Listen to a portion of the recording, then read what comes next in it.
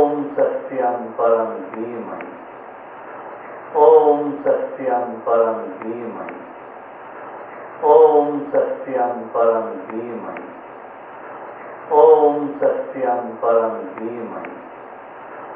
Om Satyam Param Dhimai.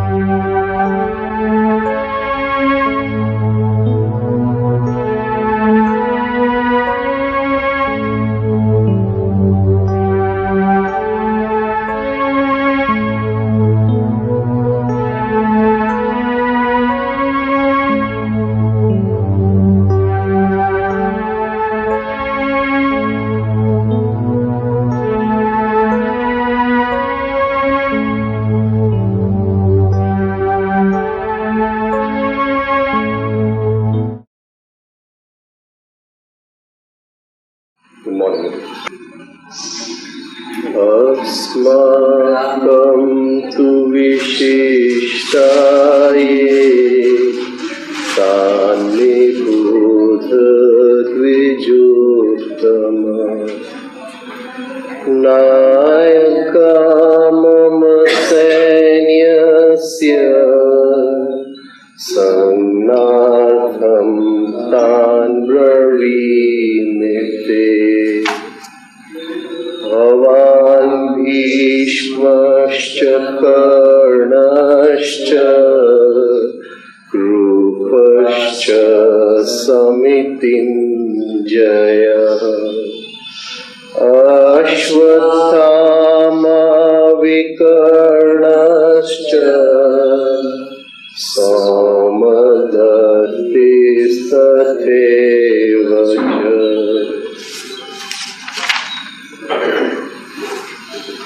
अस्माकं तु विशिष्टाये तान् निबोध द्विजोत्तम.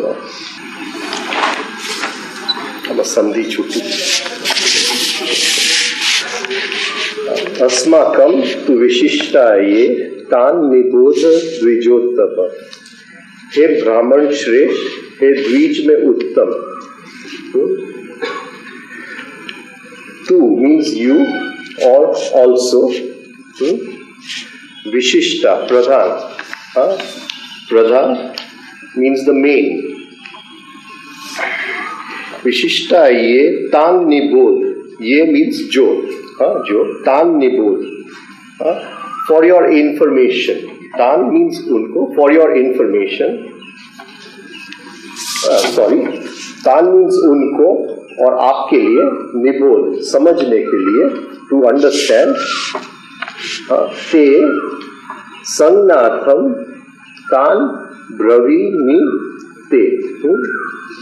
संज्ञार्थम तान आपके जानकारी के लिए नायका मम सैन्यस्य. For your information let me tell you who are the commandants of my army. Now this again, it's in Duryodhana's words. Duryodhana is addressing Dronacharya, his guru. So Dronacharya को बोल रहा है, and he is saying that for your information, only for your information, because he is his guru, for your information, let me show to you, explain to you the commandments of my army, the warriors of my army. मेरा सेना के महारथी कौन कौन है मैं आपकी जानकारी के लिए आपको बता दूं. So, now he addresses him as Dvijottam. Dvijottam means twice born, जिसका जन्म 2 बार हुआ है. जब तक पुराना पूरा नहीं होता, till the old dies, the new is not born. For the new to be born, the old must die. And sadhana means getting rid of the old, not giving birth to the new. The new will come as soon as the old dies. It comes. वो अवतरता है, it comes down, it involves. So, he's telling his guru that, hey, Dvijo ma uttam, Dvijo me uttam, twice born, that you are twice born. But why is he telling Dronacharya twice born? Because he has to kill, because Dronacharya is on the side of the inner sanskars. Why is he telling him? Because Dronacharya, we have seen his repetition, and all the good habits have been made by Dronacharya, and even the bad habits have been made by Dronacharya. वो दोनों side के गुरु हैं. He is the guru of the Pandavas also, and he is the guru of the Kauravas also. Right? In the beginning he says, he is your disciple who has arranged this formation. So in Vanvas, whatever we do in our sadhana is nothing but repetition. To do the same thing every day. We keep on doing the same exercises every day. If I do one set today and another set tomorrow, and then I go to somebody else and do something else, then it won't work that way. The same thing has to be done every day. Similarly, when we live life, the same things are done every day. It is the same wife we relate with, or the same children we relate with, the same friends we relate with. But Abhyas means that relation is done in a new way every time. It is the same wife, but still she is not the same wife. There is something new every time. Similarly, we do the same exercises every day, but it's still they are not the same exercises. There is still something new every day. That is why we call it Abhyas. Similarly, these patterns, these inner habits, these sanskars have been built with repetition. To fight these inner sanskars, new sanskars were made in Vanvas through sadhana, but they were also made through repetition. He is the guru of both sides. That is why he is called Dvijo me uttam. Actually, what we have to get, we already have. It is only the dropping of the old, in that we realize that we already have it. We don't really have to find anything. We just drop the old. But the old is not dropped so easily through a long process of repetition against repetition. Now, in the next slok, he explains to Dronacharya that who are the warriors of his army, and he says, Bhavan means first, you are the first among the lot, the first one. Bhavan means his guru, Dronacharya. Bhishma, Karna, Kripacharya, all these are indefeatable, he says. Samitin Jaya, those who cannot be defeated, jisko hum hara nahi sakte. These are the warriors of my army. Asmakam to Vishishta. Asmakam means my army. Ashwathama, Dronacharya's son. Vikarna, that is his brother, right? Vikarna was the one Kaurav who stood up in the court when Draupadi's Vastraharan was going on. Okay, this is wrong. This should not have been done. So he's taking the name of his brother because he knows, Duryodhana knows that maybe I am unrighteous, but my brother is righteous. He is for truth. Vikarna. Somadatti means Somadatt's son. The son of Somadatta.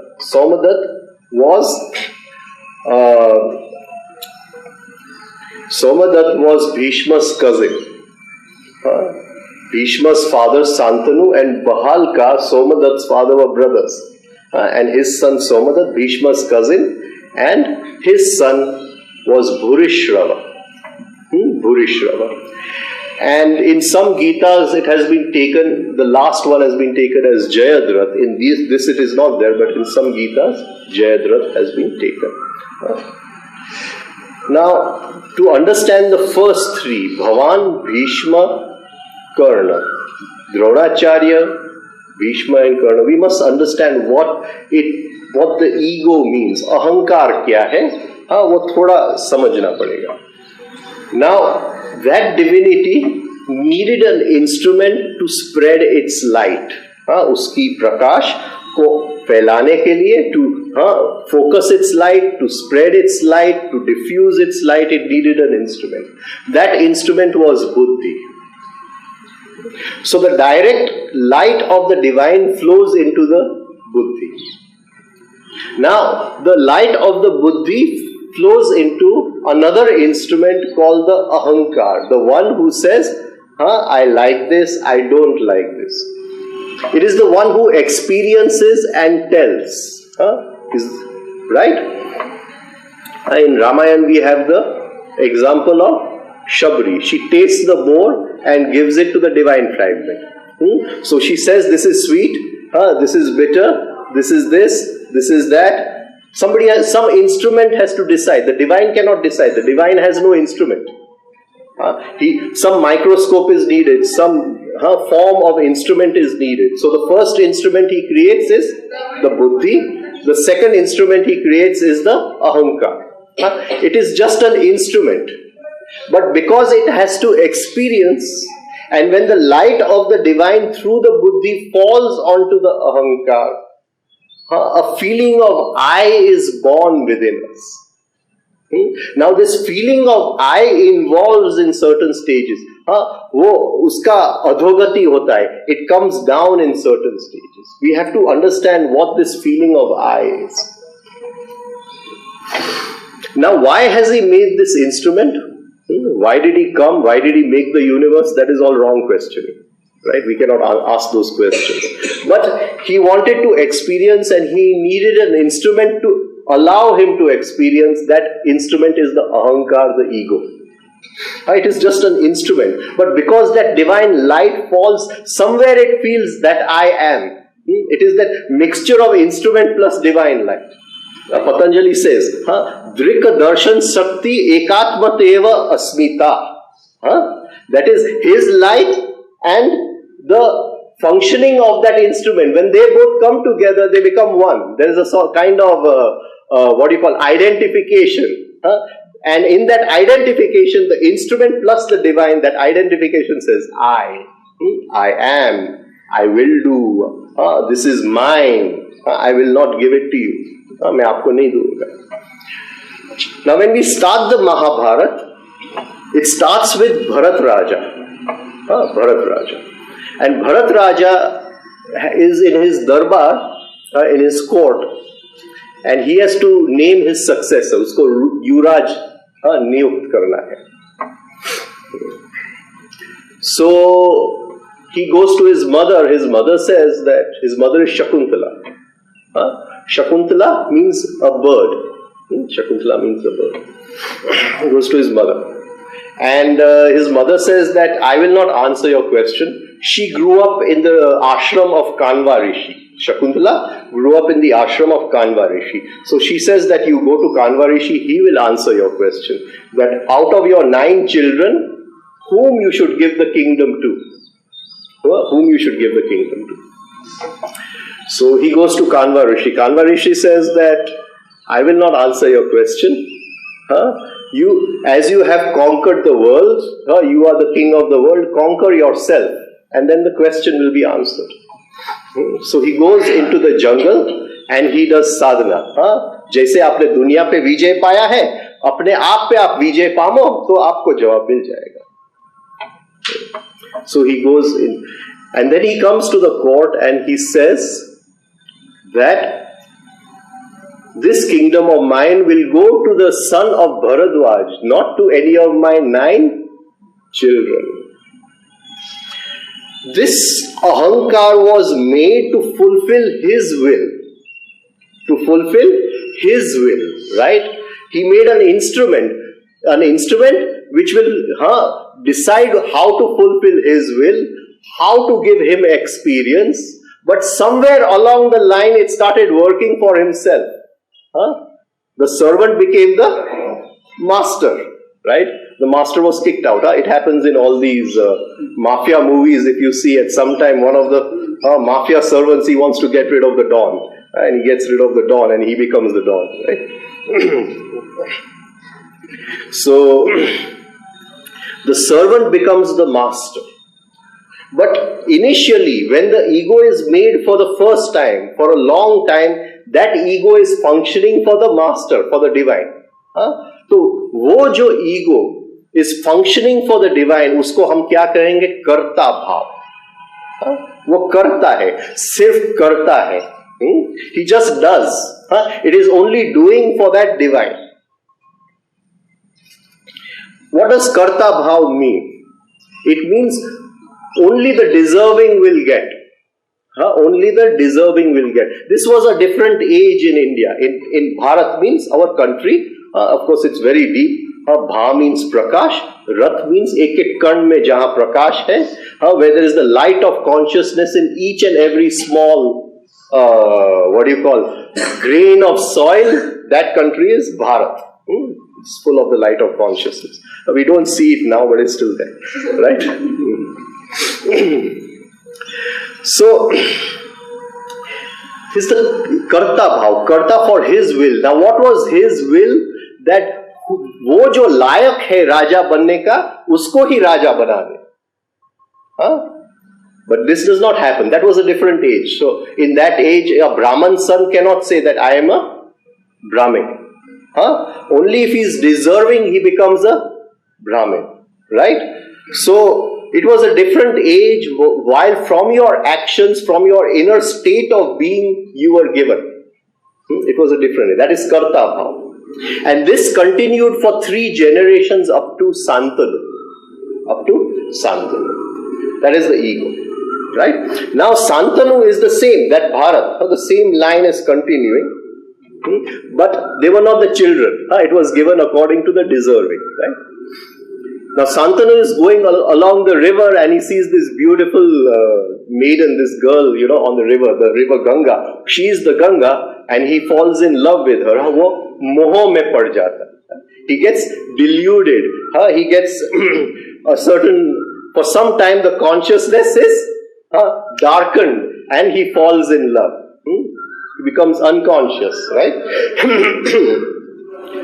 And Ganga takes a promise from him, okay, I'll marry you, but you do not question what I do. So now the ego is slowly moving out of that karta bhav. Now it is doing for itself. It is not asking the divine that I have fallen in love, is this girl for me or not? He is not asking the divine. Now without asking the divine, he is going to give a promise. And that promise is for self. It is for self, right? It is for the self, that because he is deluded, he has fallen in love. He does not see the consequences of the promise he is going to give. Love is blind, right? Love is blind. It does not see what is going to happen tomorrow. Just now, it wants to. There's so much of attraction, it wants to fall into that love. So he gives a promise, I will not ask what you will do. Now she has 7 children. They get married, 7 children. She has 8 children. The first 7 she throws into the Ganga. Ganga is that river of energy, that river of chitti which comes from consciousness and makes the whole world. वो शक्ति जिससे ये दुनिया बनती है. That is Ganga. And that Ganga is married to the ego, the representative of that consciousness. Right? The representative of that consciousness. Now, I don't know if any of you all have studied Alice Bailey. Alice Bailey has written some wonderful books. The treatise on white magic, the 7 rays. Now, what Alice Bailey says, that some things are seen, some things are unseen. That which is seen is only the tip of the iceberg. Itna hai.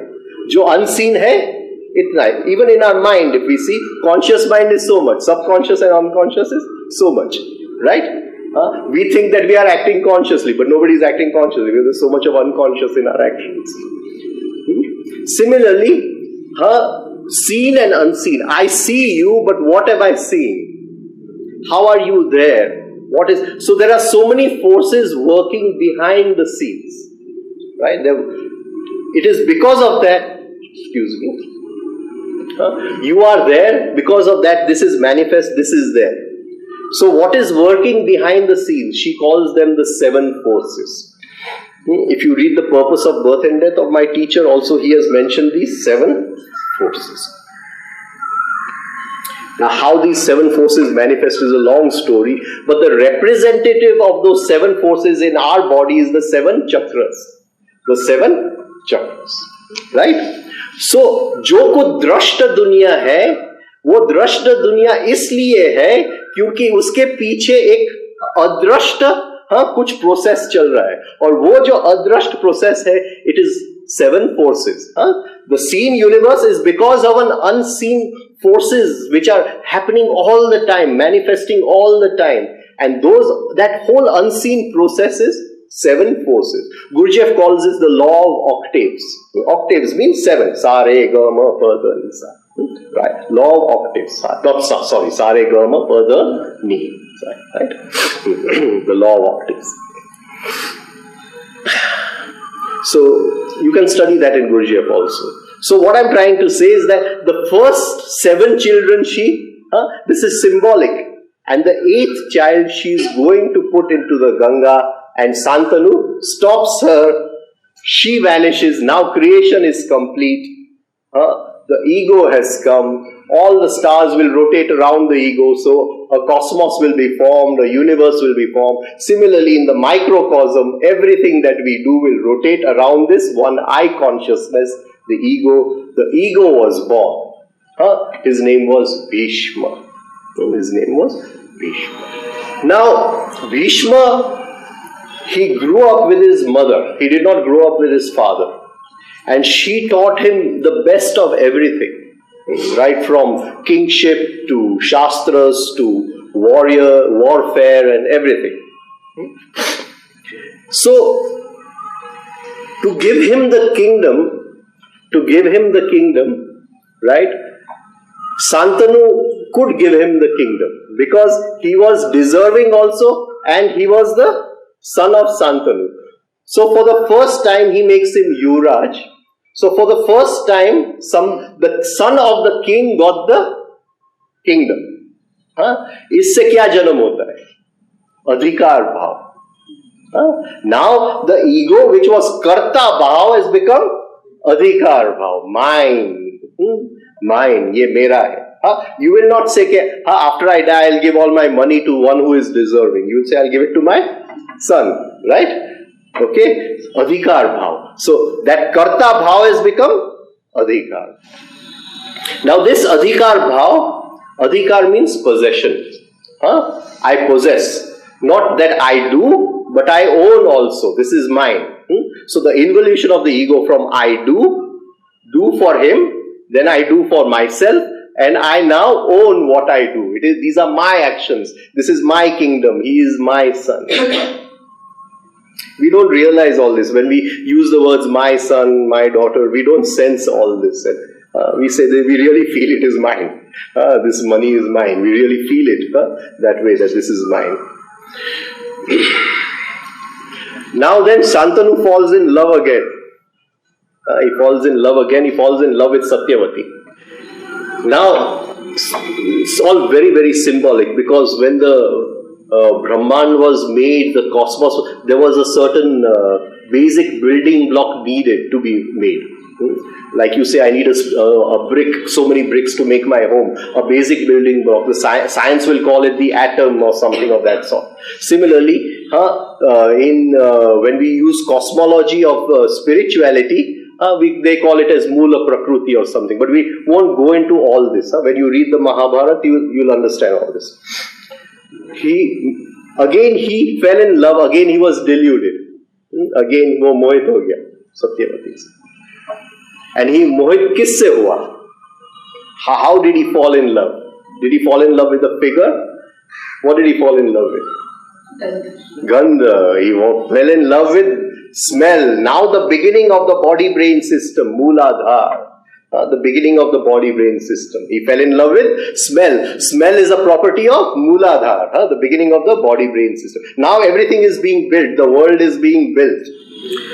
How was Satyavati created?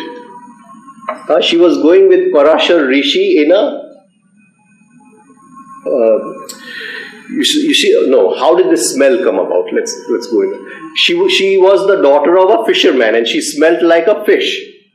She gave a smell like a fish.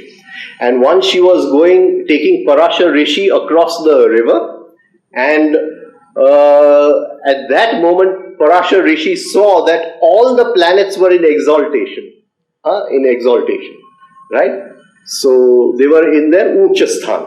Sab grah apne Uch Sthan mein tha, in their position of exaltation. So he thought that if in this moment, if there is some beach, born in this moment, then that seed which is born will be one of the greatest souls ever born. Because when will this point in time and space come again? When everything is in perfect exaltation. It is very difficult because even degreically they have to be perfect. Not just in their house of exaltation, but even degreically they have to be perfect.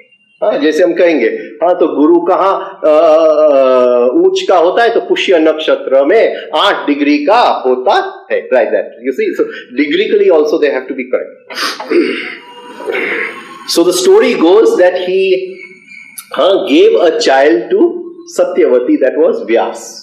And Vyas is the one who's telling the story, and it's a beautiful story because what is all this? What is all this? It is just the dream of the divine.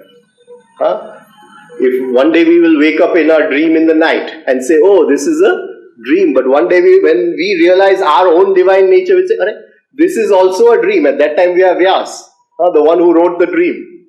The one who wrote the dream. So Vyas is that soul, the one who wrote the dream. That means our consciousness has reached the highest point. All the grahas, whether they are outside or not, inside they are in exaltation. Right? You get what I'm trying to say? So that is Vyas, the one, right? And for that Vyas takes a pratigya. Now, for the existence to continue, there must be right and wrong and everything. So there was reason for him to marry Satyavati, right?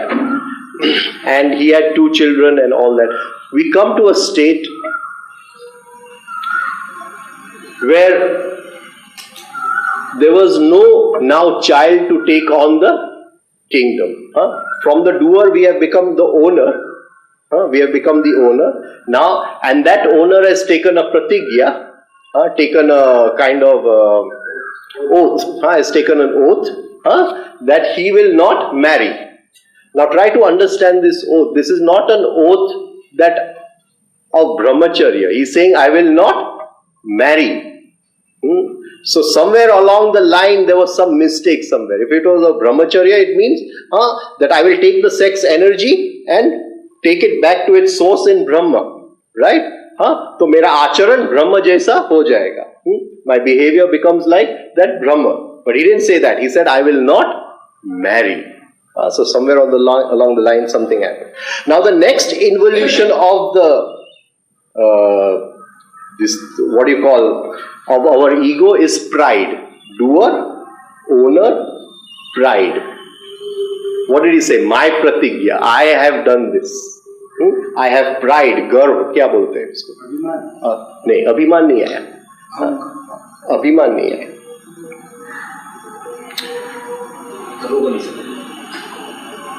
अहम करोति अहंकारम. अभिमान Shankar अहंकारम. I am doing is ahankar. But that ahankar becomes shankar, mixed. When that ahankar becomes mixed, it doesn't remain pure. Abhiman shankar ahankaram. Then it becomes abhiman.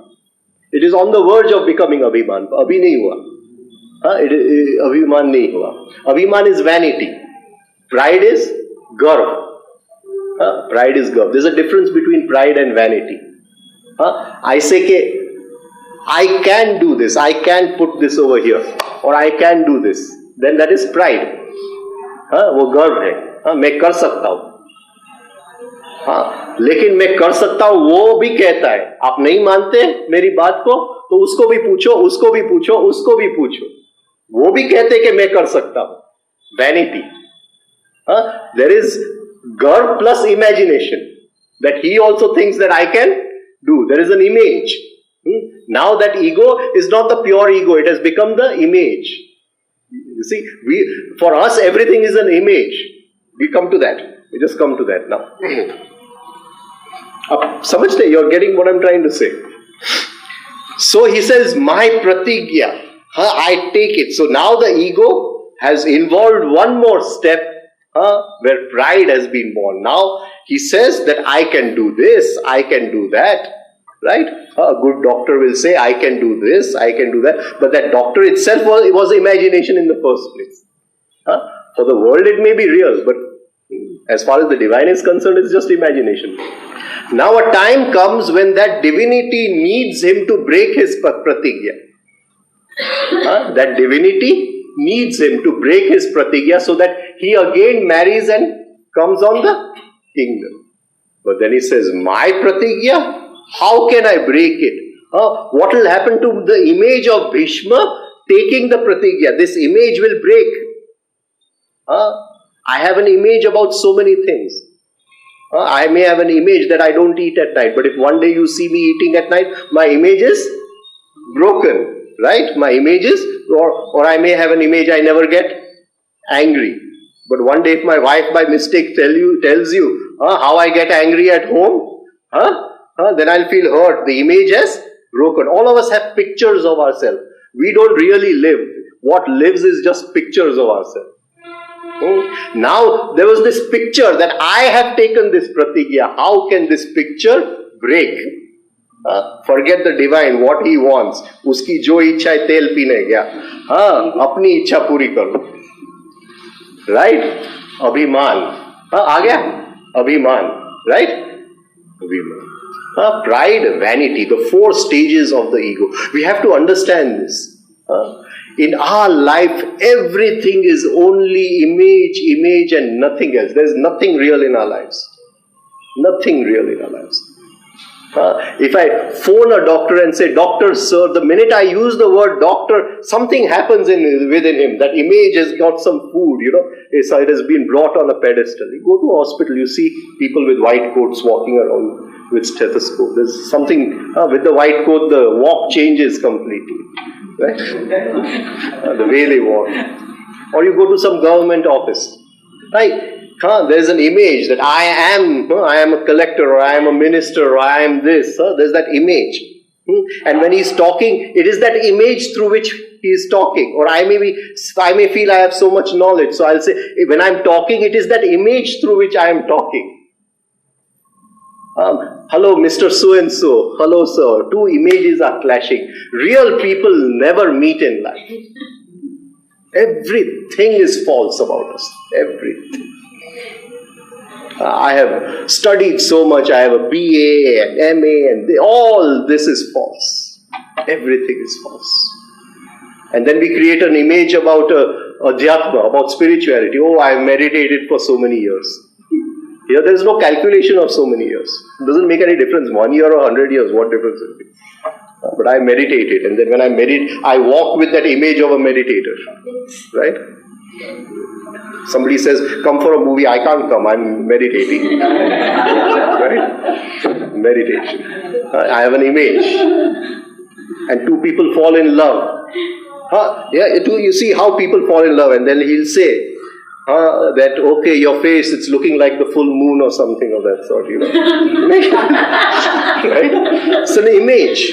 It's not real people falling in love. It's just one has the image of the other has the image of the other. And what happens? After 6 months, the image breaks. The other side comes out. The other side comes out. And what can you do? The conscious mind is so much, the rest is all hidden. She cannot see it and he cannot see it. Just now it's all just rosy over there. But when then the unconscious starts coming out, and I didn't marry this person. You're not the person I married, right? But you married an image, something which you had inside, you had imagined. Our whole life is nothing but imagination, nothing else. Until this image breaks, there can be no spirituality. And it's very painful when the image breaks. It's very, very painful. There's great suffering in that. And every one of us will have to pass through that suffering. And our whole lives we do only one thing. What do? We run away from suffering. If I want to tell the story of my life, what have I done in my life? Run away from suffering and run after happiness. You go to a mandir, wo do bar hai, dwarpal, guards, guarding the door of the divine inside the mandir. Our whole life we are dwarpal only. Chokidar. What do? We are guarding our door. Sukh andarao, dukh baro. This is all we do. Why do we learn meditation? Why do we go into spiritual? Param anand mil jayega. I'll get peace and peace only. The image has to break, and the image cannot break without suffering. It's been formed through thousands and thousands of years. Deep suffering in it. So, patte khelte where we play cards.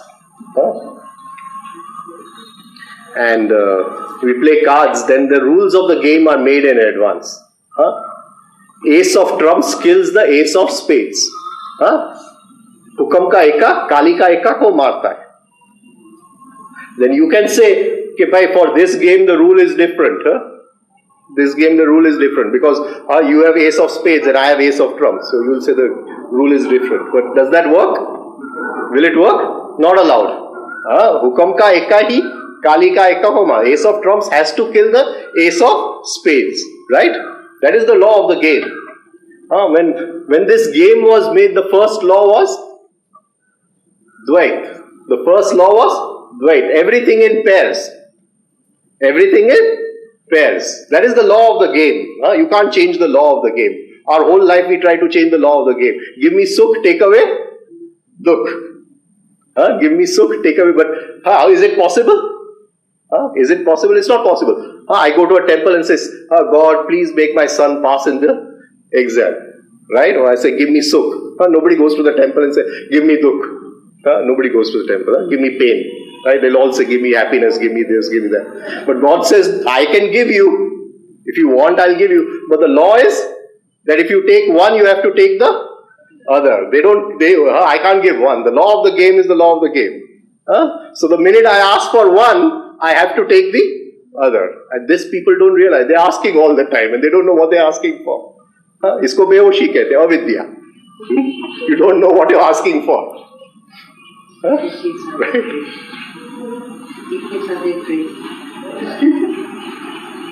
Krutat prati nashtam, api anashtam.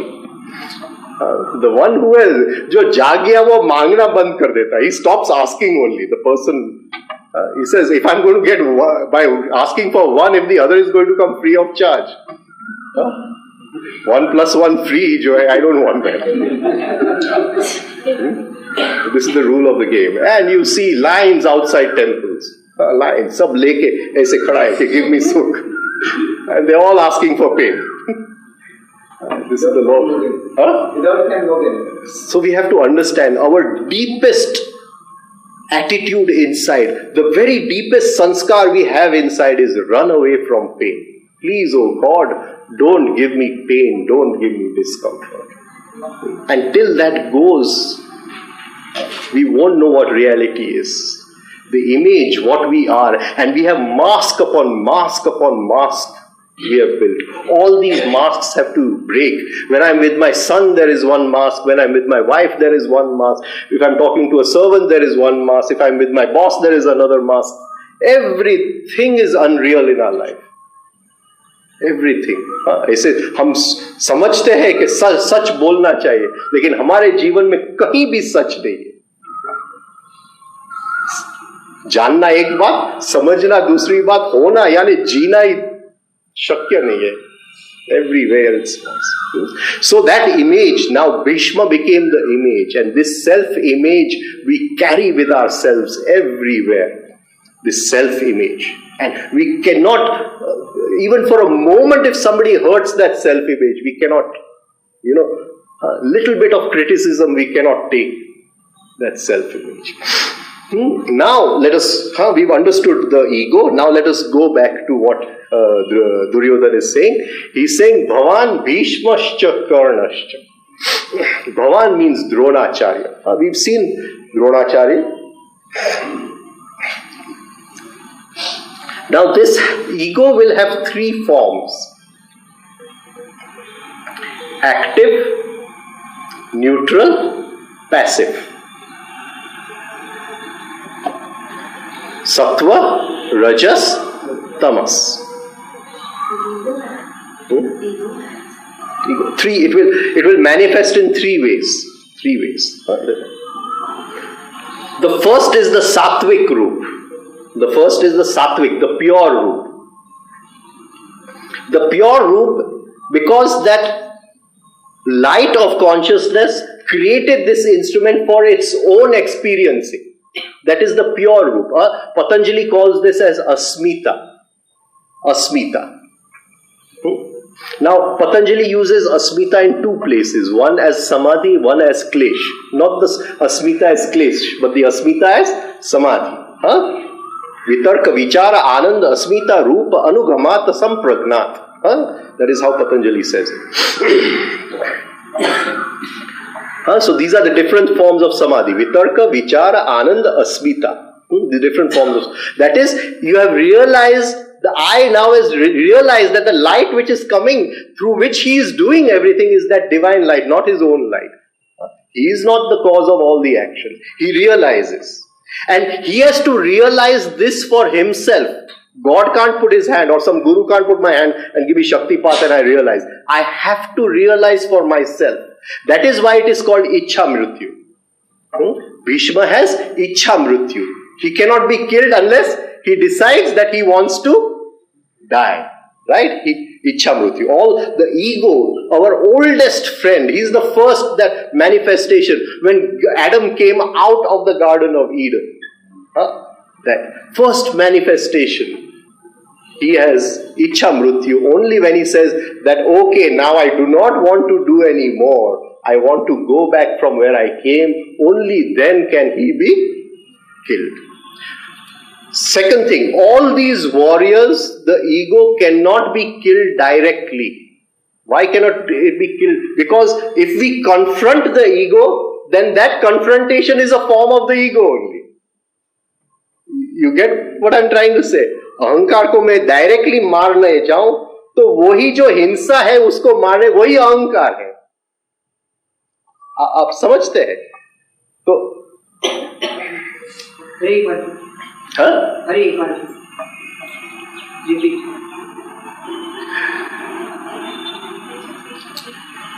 अहंकार के किसी भी रूप को, any form of the ego cannot be killed directly. It has to be killed in an indirect way. Right?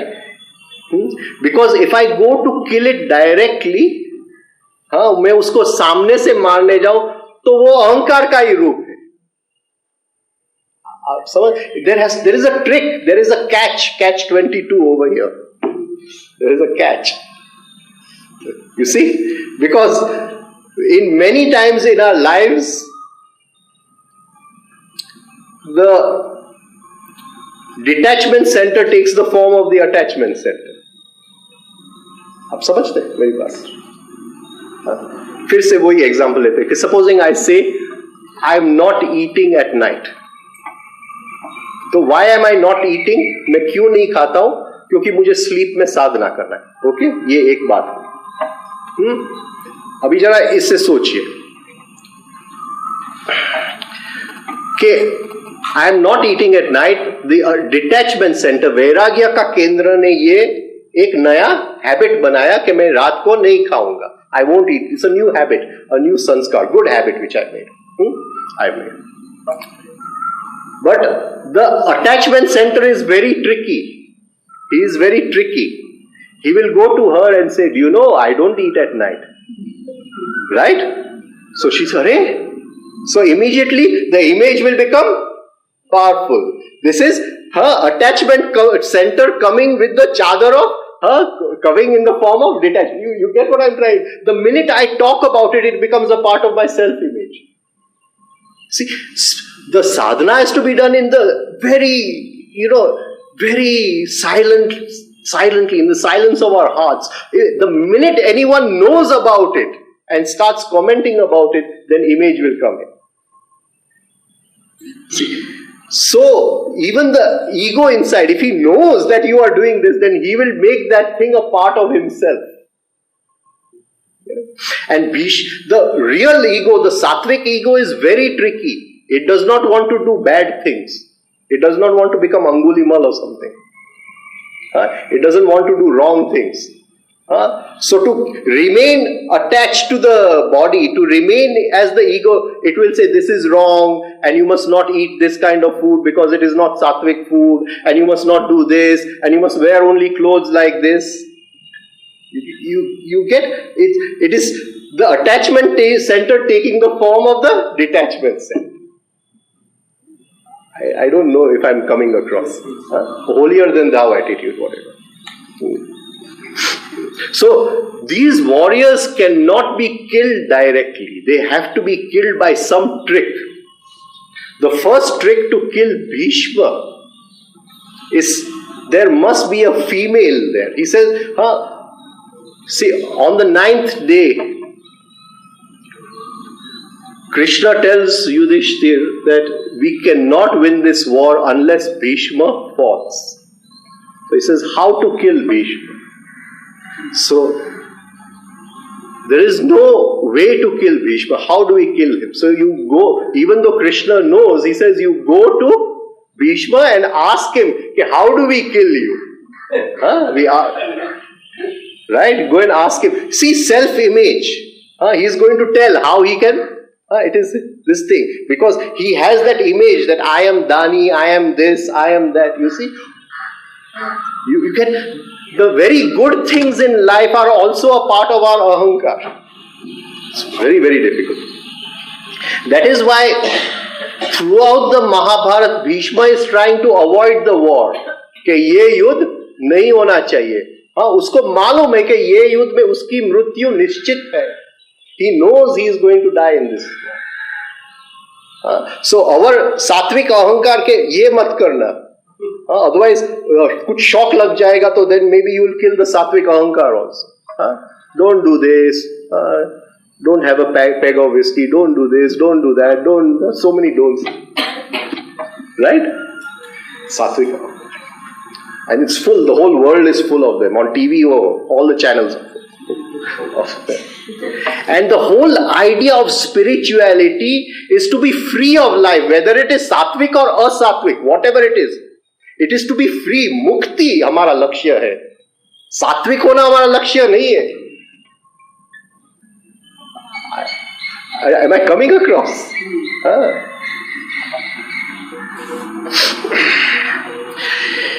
So Bhishma is that sattvic ahankar, and he can be killed in only one way, and that is through surrender. Through surrender. He has to be made to see that he has won the game. By giving out that how to kill him, he has won the game. You know, his image has gone up. He has won the game. You see, only then. So Yudhishthir goes to him and he tells that, okay, if you keep a woman in front, woman means surrender. Feminine. If a woman is there in front, then I will not lift my weapons. I will not lift my weapons. So Arjun kills him behind Shikhandi. He does not kill him, but he is made ineffective. Now this order is very, very important, because the ahankar is sattva, the ahankar is rajas, the ahankar is tamas.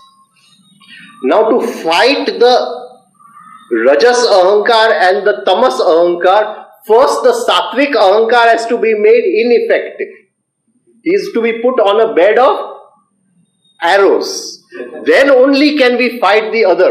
The minute we go to fight the others without doing that, then some other form he will take. He has to be taken out of the game. Put him out of the game. Right? And that can only be done by putting shikhandi. So whenever in life you feel that somebody is hurting that image inside, immediately surrender over it. Don't protect your image. We always protect our image. We always protect our image. आप समझते हैं? मैंने उसको गाली दे दी. अभी उसके पास she had an image that here is a guy who never gives a गाली. So what will I do?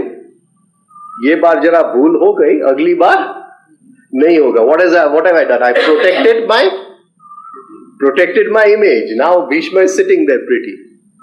But the minute I feel कि नहीं मुझे sorry करना जाना है, I want to go and say sorry, but then I don't say sorry. In that heat, inside, I burn in that heat, I tup in that heat, I dissolve in that heat.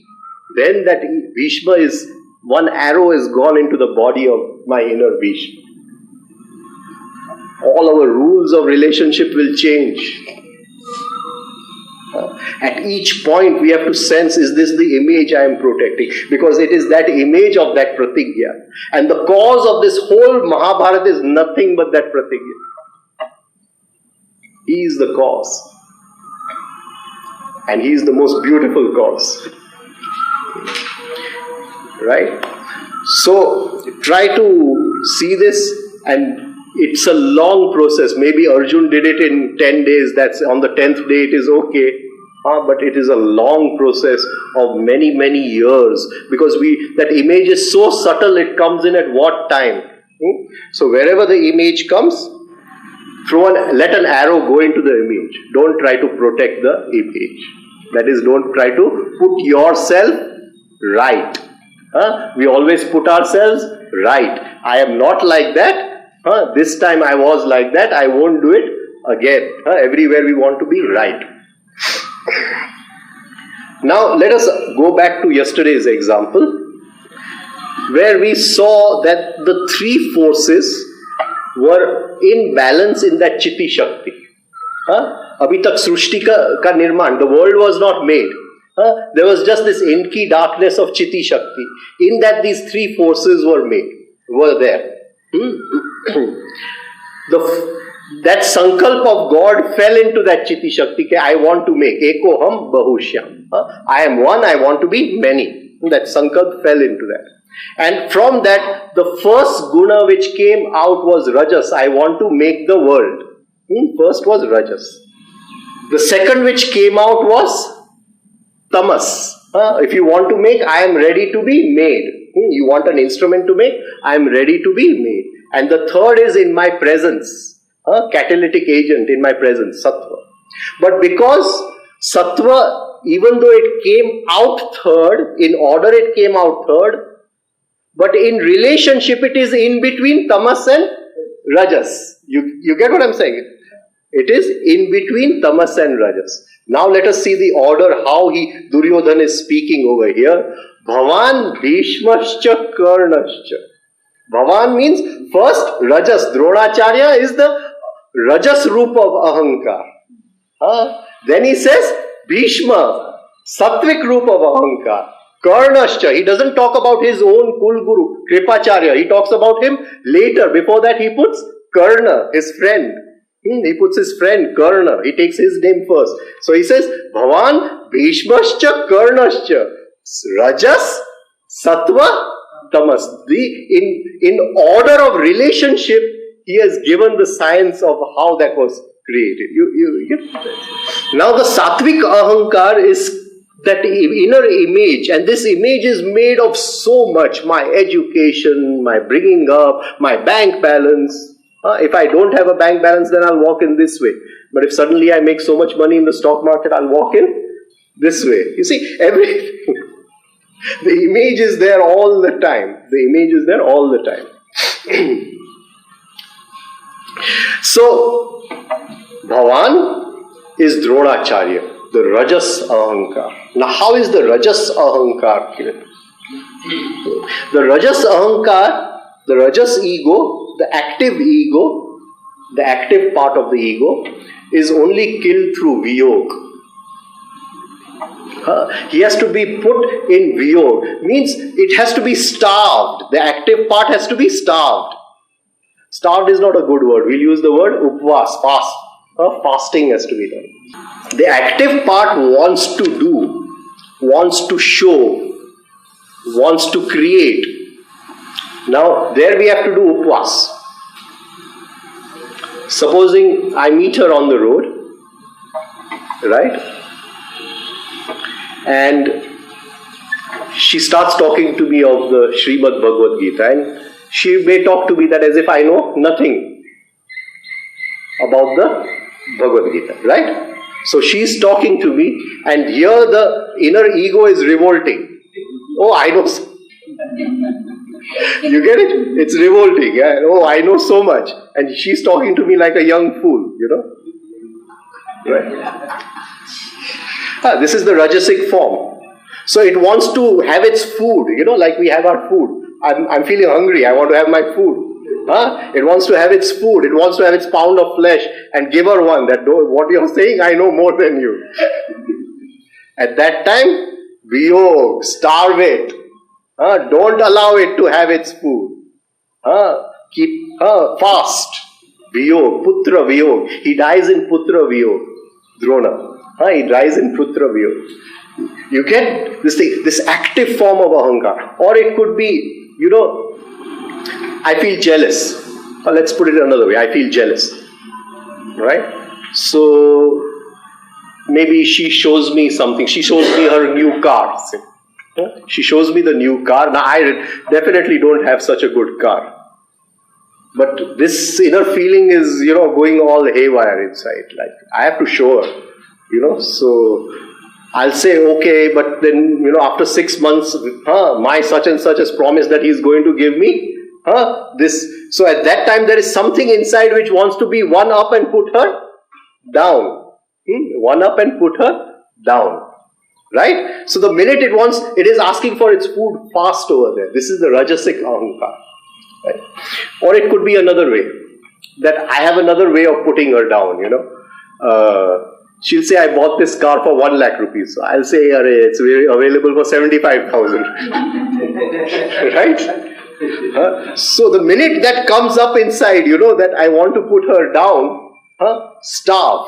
And these are all centers within us who are asking for their food all the time.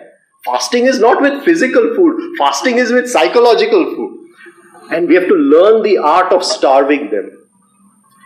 We get that feeling, kisi ka kutli karna. ऐसे feeling, इसको जरा ठीक कर दो. That is the Rajasic Ahankar. Teasing. Put somebody down, किसी का निंदा करना. To always say that I am right. Right? I always say I am right. I cannot, it pains me when somebody makes me wrong. When somebody puts me in the wrong, it really pains me inside. So I have to show that I am right. These are all centers asking for their food, and these centers have to be starved. Only in Putra Viyog can Drona die. So they go to Yudhishthir and tell him, if you tell him Ashwatthama has died, only then will he put down his weapons. Till then he is not going to put down the weapons. How do we? We'll try to explain this in another way. Okay. Supposing I see her every day, then I remember her. It's very easy. If she comes in the morning, then I know her name and all that. But supposing I see her after 20 years, then it's difficult for me to. There has been a period of Viyog, separation, a period of Viyog. So that pattern becomes. It is not active in its period of Viyog. Now this is shallow memory. What we are talking about is shallow, but we have deep memory. And that deep memory manifests as active ahankar. It is manifesting in so many situations in life. In so many situations. See, every husband wants to be one up on the wife. He's come late from office and he's tired and he's this. And he doesn't see what his wife has done at home. She's been working the whole day at home, looking after the children. And the children have gone all haywire, the whole day. So they've given her 10 headaches at the same time. Yeah, but he can't see all this. He only sees that what he has done in office. And he feels, and all the husbands feel that their wife is doing nothing at home. Only spending on a new sari or something. Right? So, he can't see this. So then he comes home and she starts. She starts giving it to him. The machine gun starts over there. And, then he'll find some small this thing and he'll tell it in such a way that, look, when I needed it most, you were never there only. Something like that. When I needed it. So that is what that active ego wants to tell it. Now these patterns have to be starved in the sense not used. If I don't meet her, I forget her. Similarly, these patterns over a long period of non-use, they put down their weapons, they stop asking. Then it is easy to bring the light of consciousness, and in that light of consciousness, these patterns go away. But if you directly try to fight with these patterns, if we directly try to fight with these patterns, it is not possible. So ahankar is sattvic, Bhishma. Ahankar is rajasic. Dronacharya. Ashwatthama has died. Then he goes to Yudhishthir. Whether it was a man or elephant, I don't know. Whether it's a man or elephant, I don't know. The third form of ahankar is tamas. Tamas means the ahankar is attached to the body, angaraj, karna. It is attached, deha-dhyas. Everything in our life relates to the five senses and the body. Everything in our life. Whether I'm buying a new car, whether I'm buying new furniture, whether I'm growing a flower in the garden, I want to see a good flower.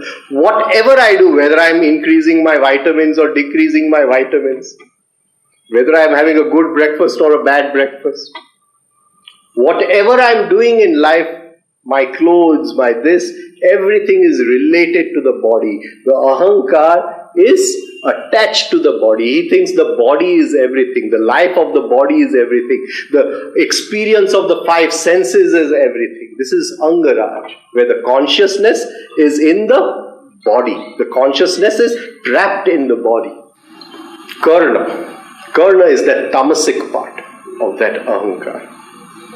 He has been trapped. He is the son of the sun. Surya Putra, son of the sun. But he is trapped. He is of this side, but he is trapped on that side. Trapped on that side. He senses he is trapped inside, but he cannot be free of that trap. The ego cannot be free of the body. He senses but the minute there is a slight body discomfort, slight body pain, then he cannot be free of this thing. So he'll cover it up in some other way. He'll say, he's my friend, Duryodhana is my friend. He'll cover it up in some way. We cover up so many of our actions in so many ways. Every husband says that I'm earning for my wife and children. Right? Every husband says. Then in the last century there was one psychologist and his name was actually the father of psychoanalysis, Sigmund Freud, right? And he said that whatever man is doing, he's doing for only one thing, his unfulfilled sexual desire. If he's going to earn money, it is not for his wife and children. He may show that he's earning for his wife and children, but he's earning for only one thing, his unfulfilled sexual desire. And there is a kind of ring of truth into what he says. He may not be absolutely correct, but there's a ring of truth in what he says. When we are earning money, try to see inside. Are we getting some satisfaction by that money, or are we earning for something? The wife and children only need so much. But why are we earning so much of money? There is some other satisfaction we are getting. And that is that inner center is asking for its food. That unfulfilled sexual desire, the tamasic ego is asking for its food. And then we'll cover it up, that I'm doing it for my wife and children. Right? So Karna covers it up. He says, for my wife and children. We must be free of the body. To be free of the body, we have to live in the body first. We have to live in the body, sense the body as separate from us. And this requires deep sensitivity to sense that I am occupying the body, I am not the body. Even though intellectually I understand that I am occupying the body, I live as if I am the body. Now when I am the body, all my actions in life are very superficial. Very, very shallow actions in life. Karna means ears. Karna means Karan, means body. Karan means body, instrument, body brain system. Karna also means ears. All what we do in life is based on information, what we have heard, not on understanding. I have read somewhere in the paper that eating tomatoes gives so much of vitamins inside the body. So from next day I start eating tomatoes. Right? It is just based on information. It is not my understanding. Every body has its own instinctive intelligence. It does not need to read about naturopathy or go to some naturopathy center. The body has its own instinctive intelligence, what it wants and what it does not want. But we have covered that instinctive intelligence by this left brain of ours, by the information we gather everywhere. And we feel that that information kills the instinctive intelligence of the body. हर एक शरीर का प्राकृतिक intelligence, क्या खाना चाहिए, क्या नहीं खाना चाहिए. But that has been substituted by so many vitamins, so much of roughage, so much of this, so much of that. So Karna is just living that what I hear. Living a superficial life. Karna lived a very superficial life. The inner power was never allowed to come out. Everything was false about that life. He showed that he was a big dani. He used to give to the poor and all that.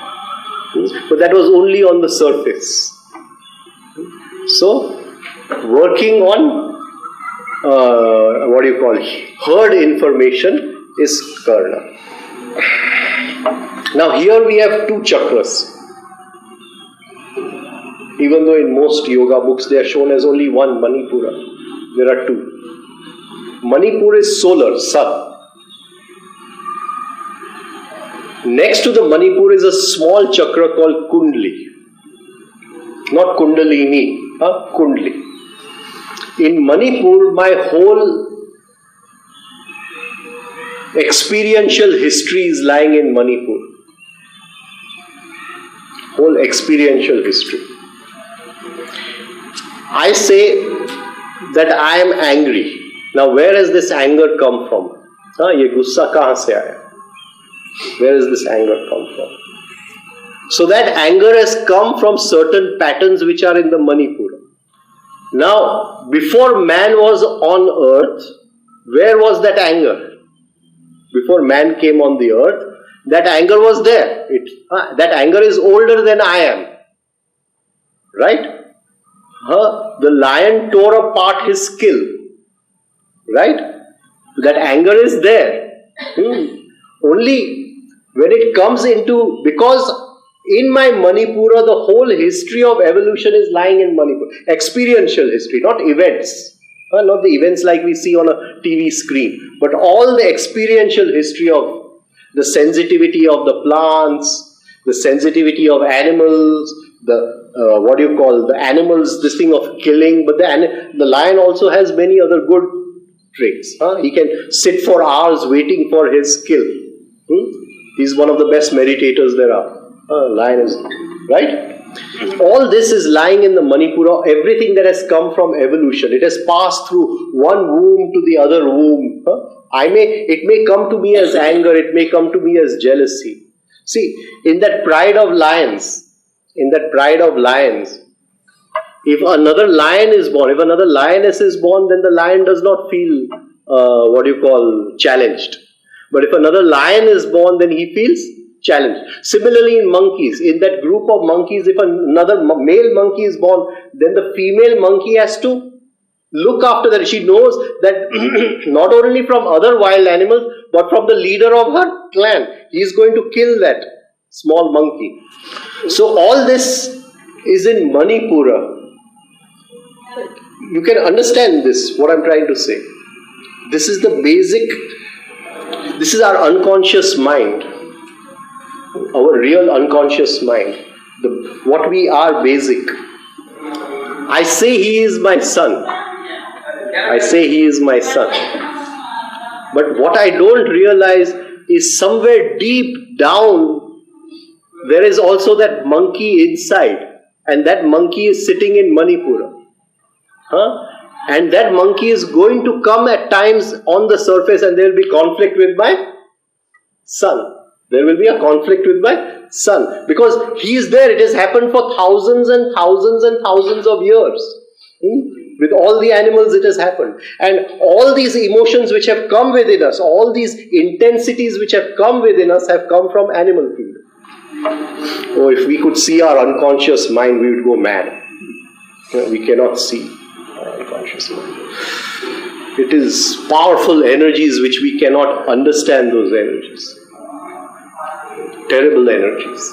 And through thousands of years, man has tried to condition those energies. Through education. But they cannot be conditioned.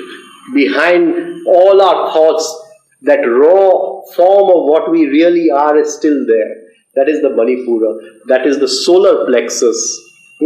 Karna. Angaraj. It keeps us attached to the body. Because animals, always their attention will go out. This is what my guru called as sensitiveness. Now next to the Manipura is another chakra called Kundli. Kundli is sensitivity. Now the attention is going in. Not I want, but I want to sense. I want to sense who is sensing. It is called Kundli. The sun diffuses its attention. Its attention diffuses. Some go in so many plants, in so many, in the atmosphere, throughout the solar system, the light of the sun diffuses. Every plant, the ray of the sun goes into the plant, even forgets that it has come from the sun, that it is a part of the sun. So, that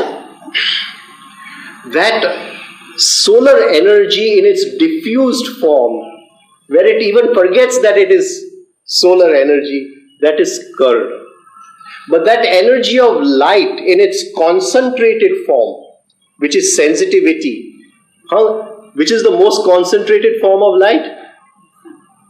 Concentrated? Lightning. Lightning. क्या बोलता है उसको? वज्र. इंद्र, वज्र. इंद्र, वज्र. Right? Lightning. ठीक है? It is the same light but concentrated. So that concentrated form is in sensitivity, that is in the Kundli. Arjun is Kundli chakra, not Manipur chakra. Not Manipur chakra. He is Kundli chakra. He is the son of Indra. Somebody asked me this question on the first day. I don't remember who asked this question. The light of the sun forgets. It forgets that it has come from the sun. It is deluded. It is deluded in its friendship with Duryodhana. There is delusion. But the light of Indra, lightning, he gathers his energy in 12 years to fight the battle. Now these two are placed against each other. And the whole art of the yogi is to kill the Manipura, to completely get rid of it. This is called as cleaning of the Aegean stables. If you read Greek mythology, there is the story of Hercules. The story of Hercules. Hercules had to clean a big stable. Then the king told him that within 24 hours it has to be cleaned. And there was no way that stable could be cleaned. Right? So how does he clean the stable? Then he goes and he finds a stream. And then he turns the direction of that stream into the stable. All these animal intensities which we have gathered through evolution, millions and millions are in the Manipura. They cannot be cleaned. But they can be cleaned by water. Water is in the Swadhisthana, sex energy. If the sex energy is turned upward, it goes into the Manipura and cleans it off completely. That is Arjun. The one who has turned the sex energy upward, cleaned the whole of the story of Hercules is nothing but Kundalini Shakti. Same story which we have. So, this area has to be cleaned. This chakra is made inactive, and the chakra of sensitivity. We'll talk a little more about it in the evening. We'll stop over here. Thank you.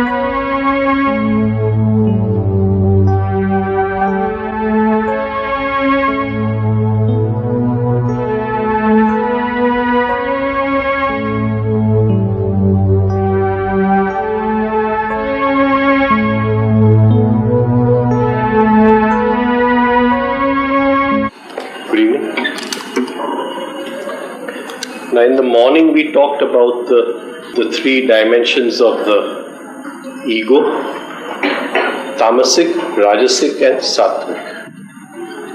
The sattvic ego will say, I am better than. The rajasic ego will be aggressive, and the tamasic ego will say, don't disturb me. Then we said that all the three must be killed by some form of trickery. They cannot be killed directly. Right? So, Bhishma can only be killed by surrender, that is bringing the female nature on the top.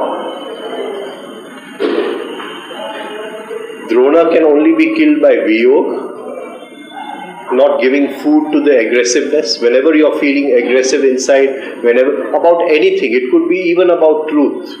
There could be agra for Satya also. Anything I am feeling aggressive inside, don't feed that aggressiveness. Don't let it run. Drona has to stop running. The minute he stops running, then only he can be killed. And the last one is Karna, the tamasic ahankar. Now Karna was born out of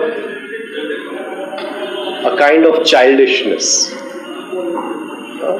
Kunti was not mature. There was a different way of having children, not the way which we.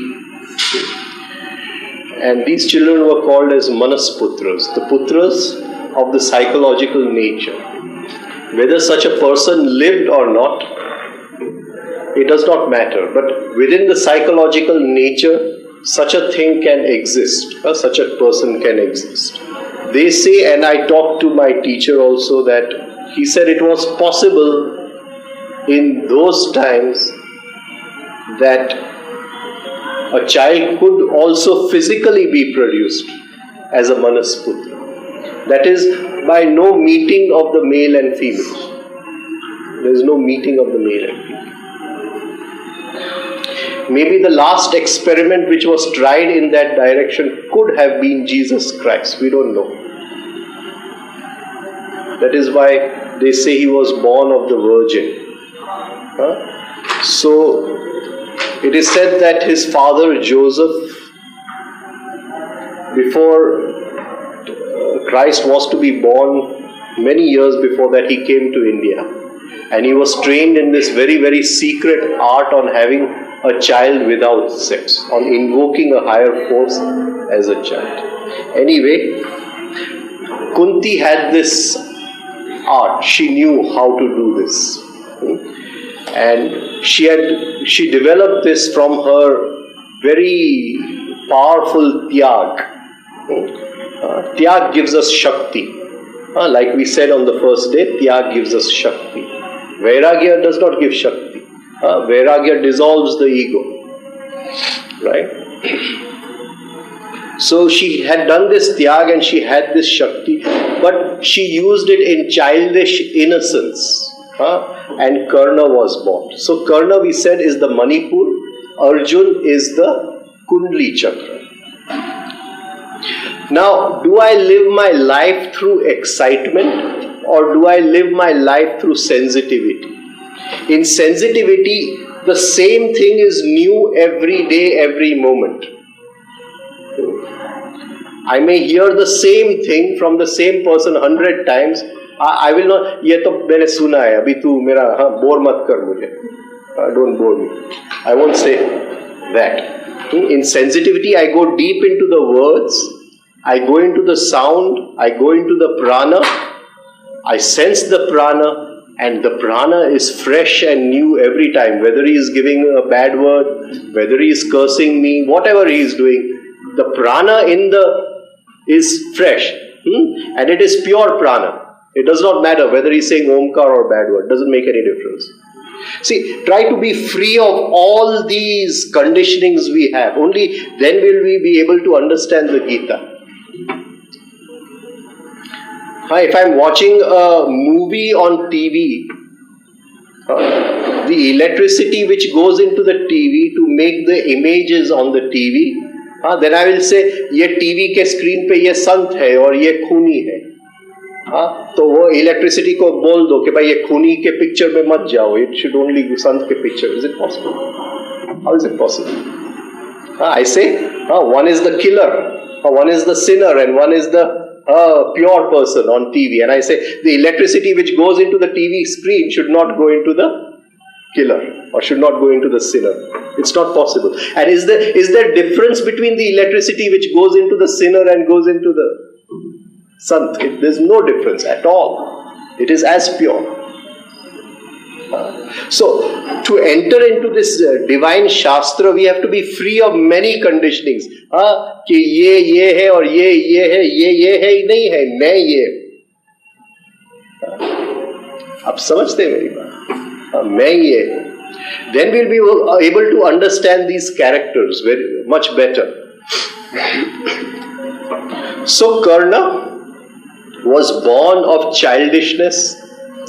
Second thing, at that time Kunti was not married to Pandu, and we saw that Pandu is two things: weakness, but after marriage to Kunti, after marriage to Tyag, that weakness also becomes intelligence. It becomes intelligence. So she did not have that support of intelligence at that time to give when she gave birth to her. Whenever we live life as excitement, we have lost some of our pranic energy. Like the sun's energy is lost everywhere in the atmosphere, in the earth. It gets trapped. But if I live life of sensitivity, then that energy which is lost is coming back and getting concentrated in sensitivity. So, if I'm sensing what he says, then I'm enjoying it and I'm going deeper into it and I'm gaining energy. But if I'm bored with what he says, he's not exciting me, there is no excitement in life, then I'm losing energy in that. It is the same solar energy. Now, if that energy is concentrated to sense through sensitivity, then many things change in life.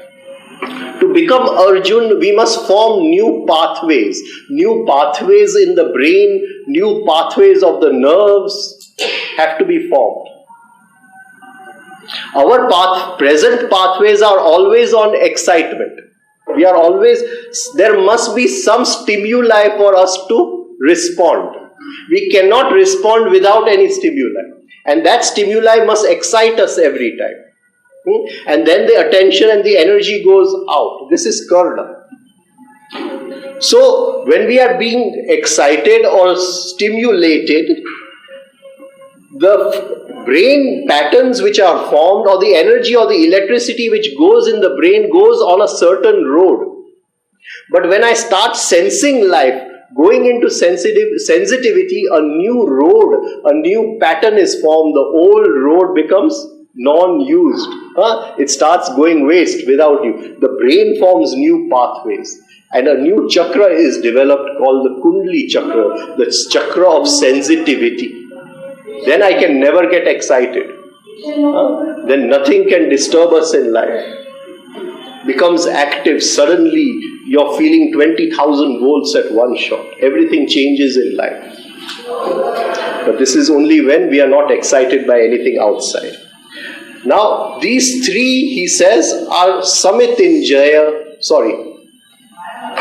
Bhava, Bhishmascha, Karnascha, Krupascha. Next he takes is, Krupacharya.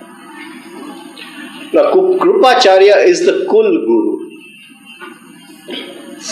He is the Kul Guru of both the Kauravas and the Pandavas. And he does not die in the Mahabharata war.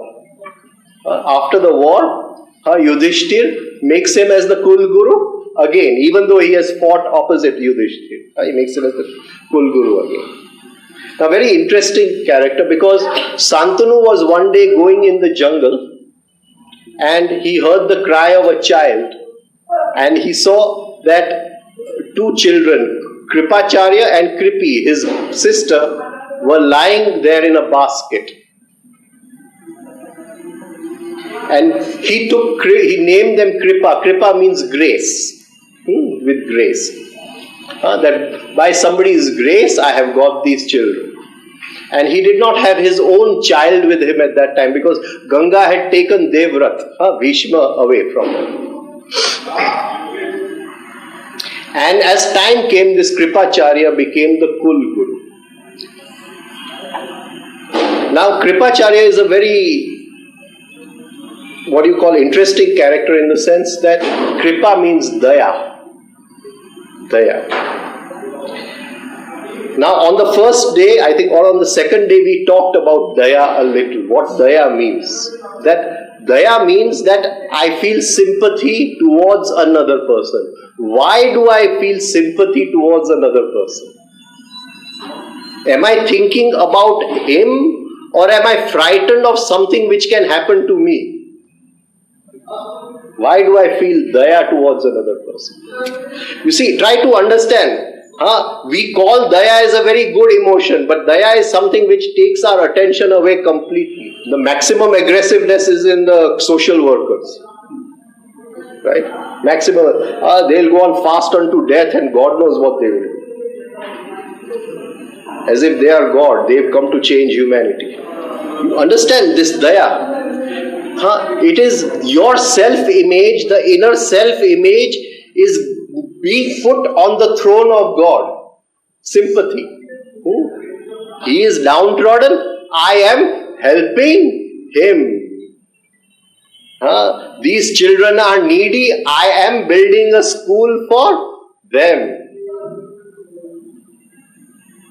See, this is Daya. And Daya blinds. Daya blinds us totally. It's very difficult for us to understand that Daya is something which seduces the attention, maybe more than sex also.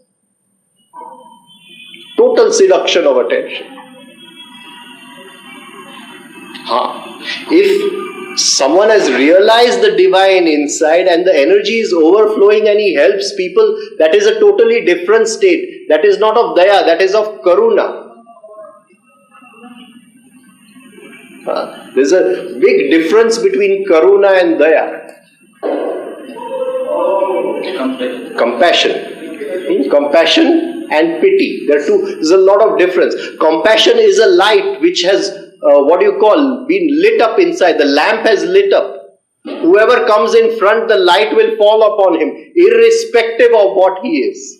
But in pity, there is choice. I feel pity for him, I don't feel pity for him.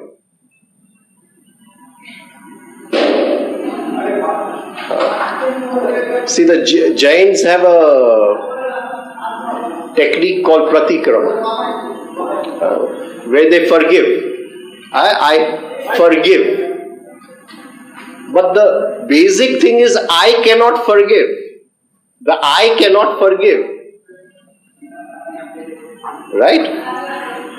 But if the light of forgiveness has been lit inside, then whoever comes in front is forgiven automatically. I don't have to do anything. It's just the lamp. Then it is not, if my son comes, I forgive. If his son comes, I don't forgive. There is no choice. The light falls on my son, also falls on his son also. There is no choice. That is compassion, karuna. We say Jesus had compassion, but we have pity, sympathy. And that pity clouds the inner light. It is a deep form of darkness. Kripacharya, in whose acharan, in whose behavior there is pity. Where is the divine fragment? The divine fragment is in a small chakra called Bindu. And that Bindu is in the right midbrain, in the central brain cavity. This central brain cavity in our Shastra, in Yoga, is called as the Brahmarandhra. The yogi wants to pierce the Brahmarandhra. Now the Brahmarandhra is a fort, kila. It is a fort. I live through so much of negativity throughout the day. I get angry on him, I say something to him, I feel something about her inside which is not right. So many things I go throughout the day. My mind is affected, everything is affected, but the inner divine fragment, nothing reaches there.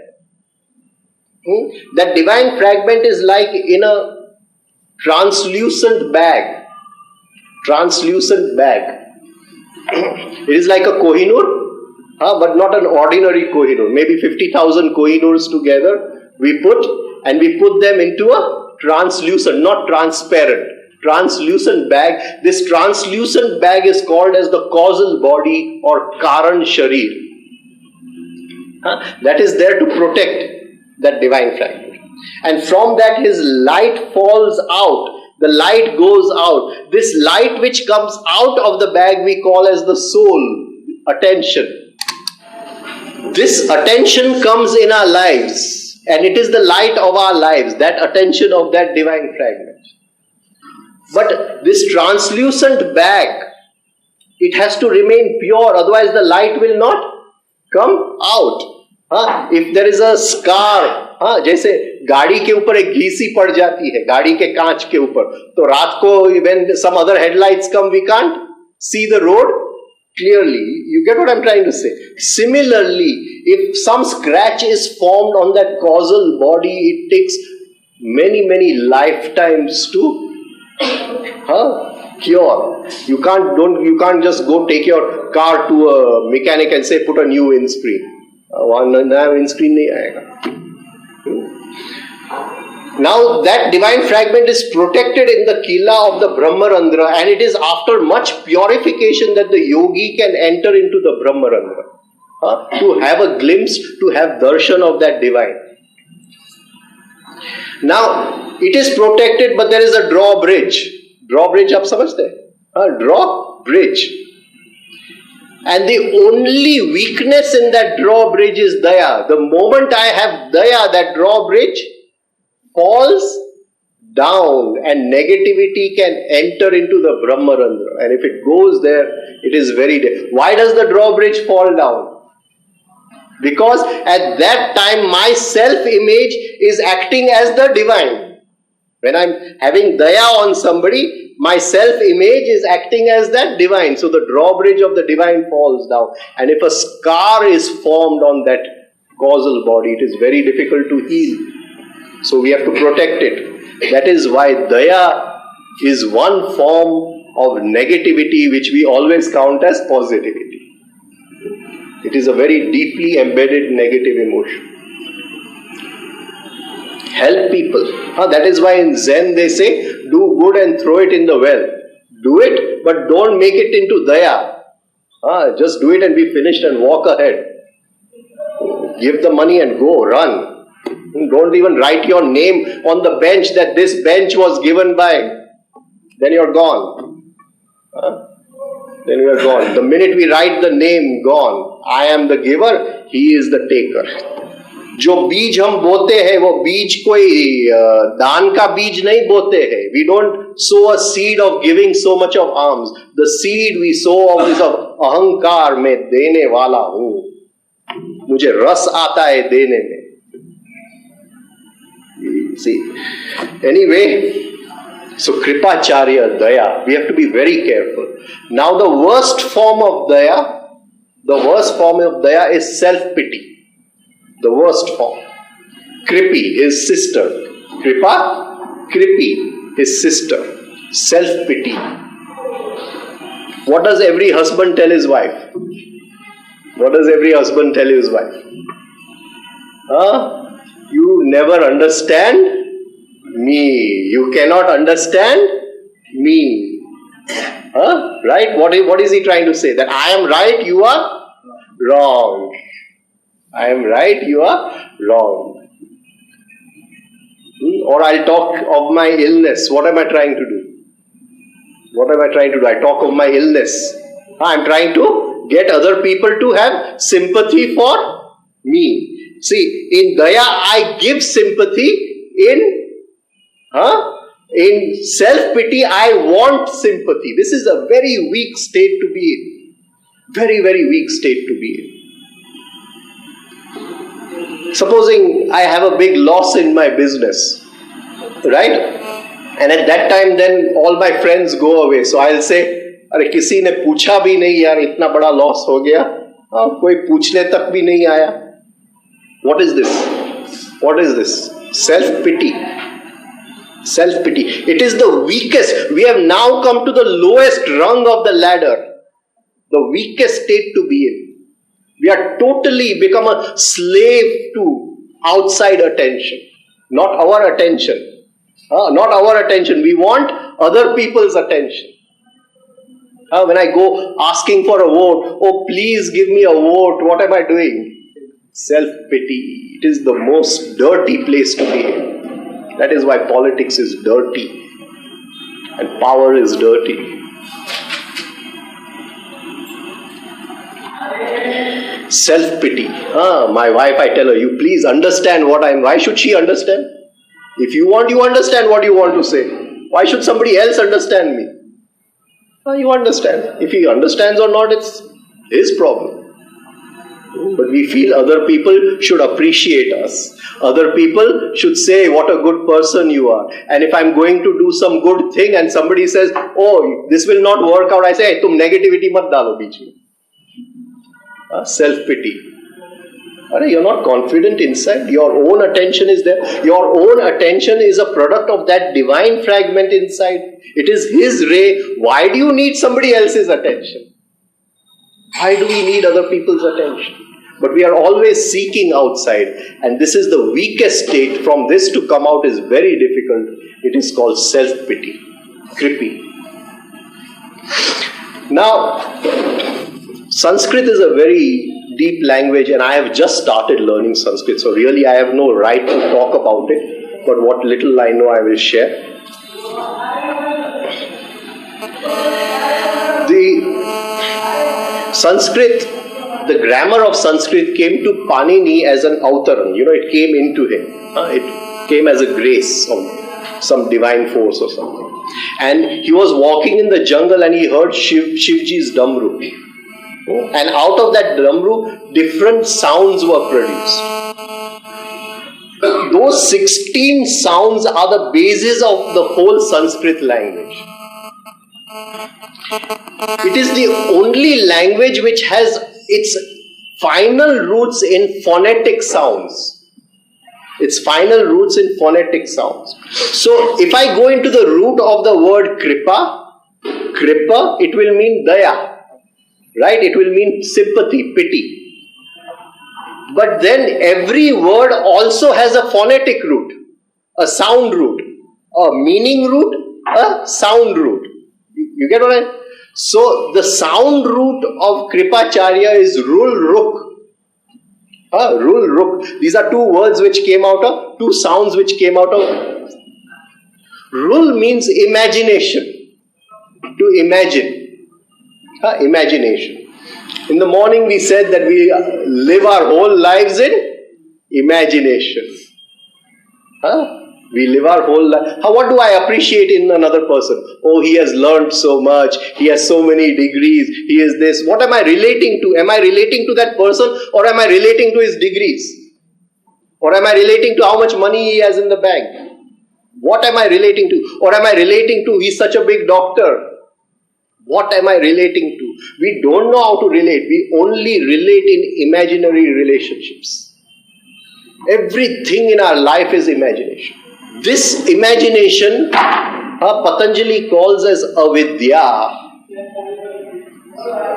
Vid means light, absence of light. Vid means knowledge, absence of knowledge. Absence of light plus absence of knowledge. Light is consciousness, absence of consciousness, absence of knowledge is ignorance, plus ignorance is avidya. In that I imagine. And we keep on imagining all the time. It is said that once the human race was,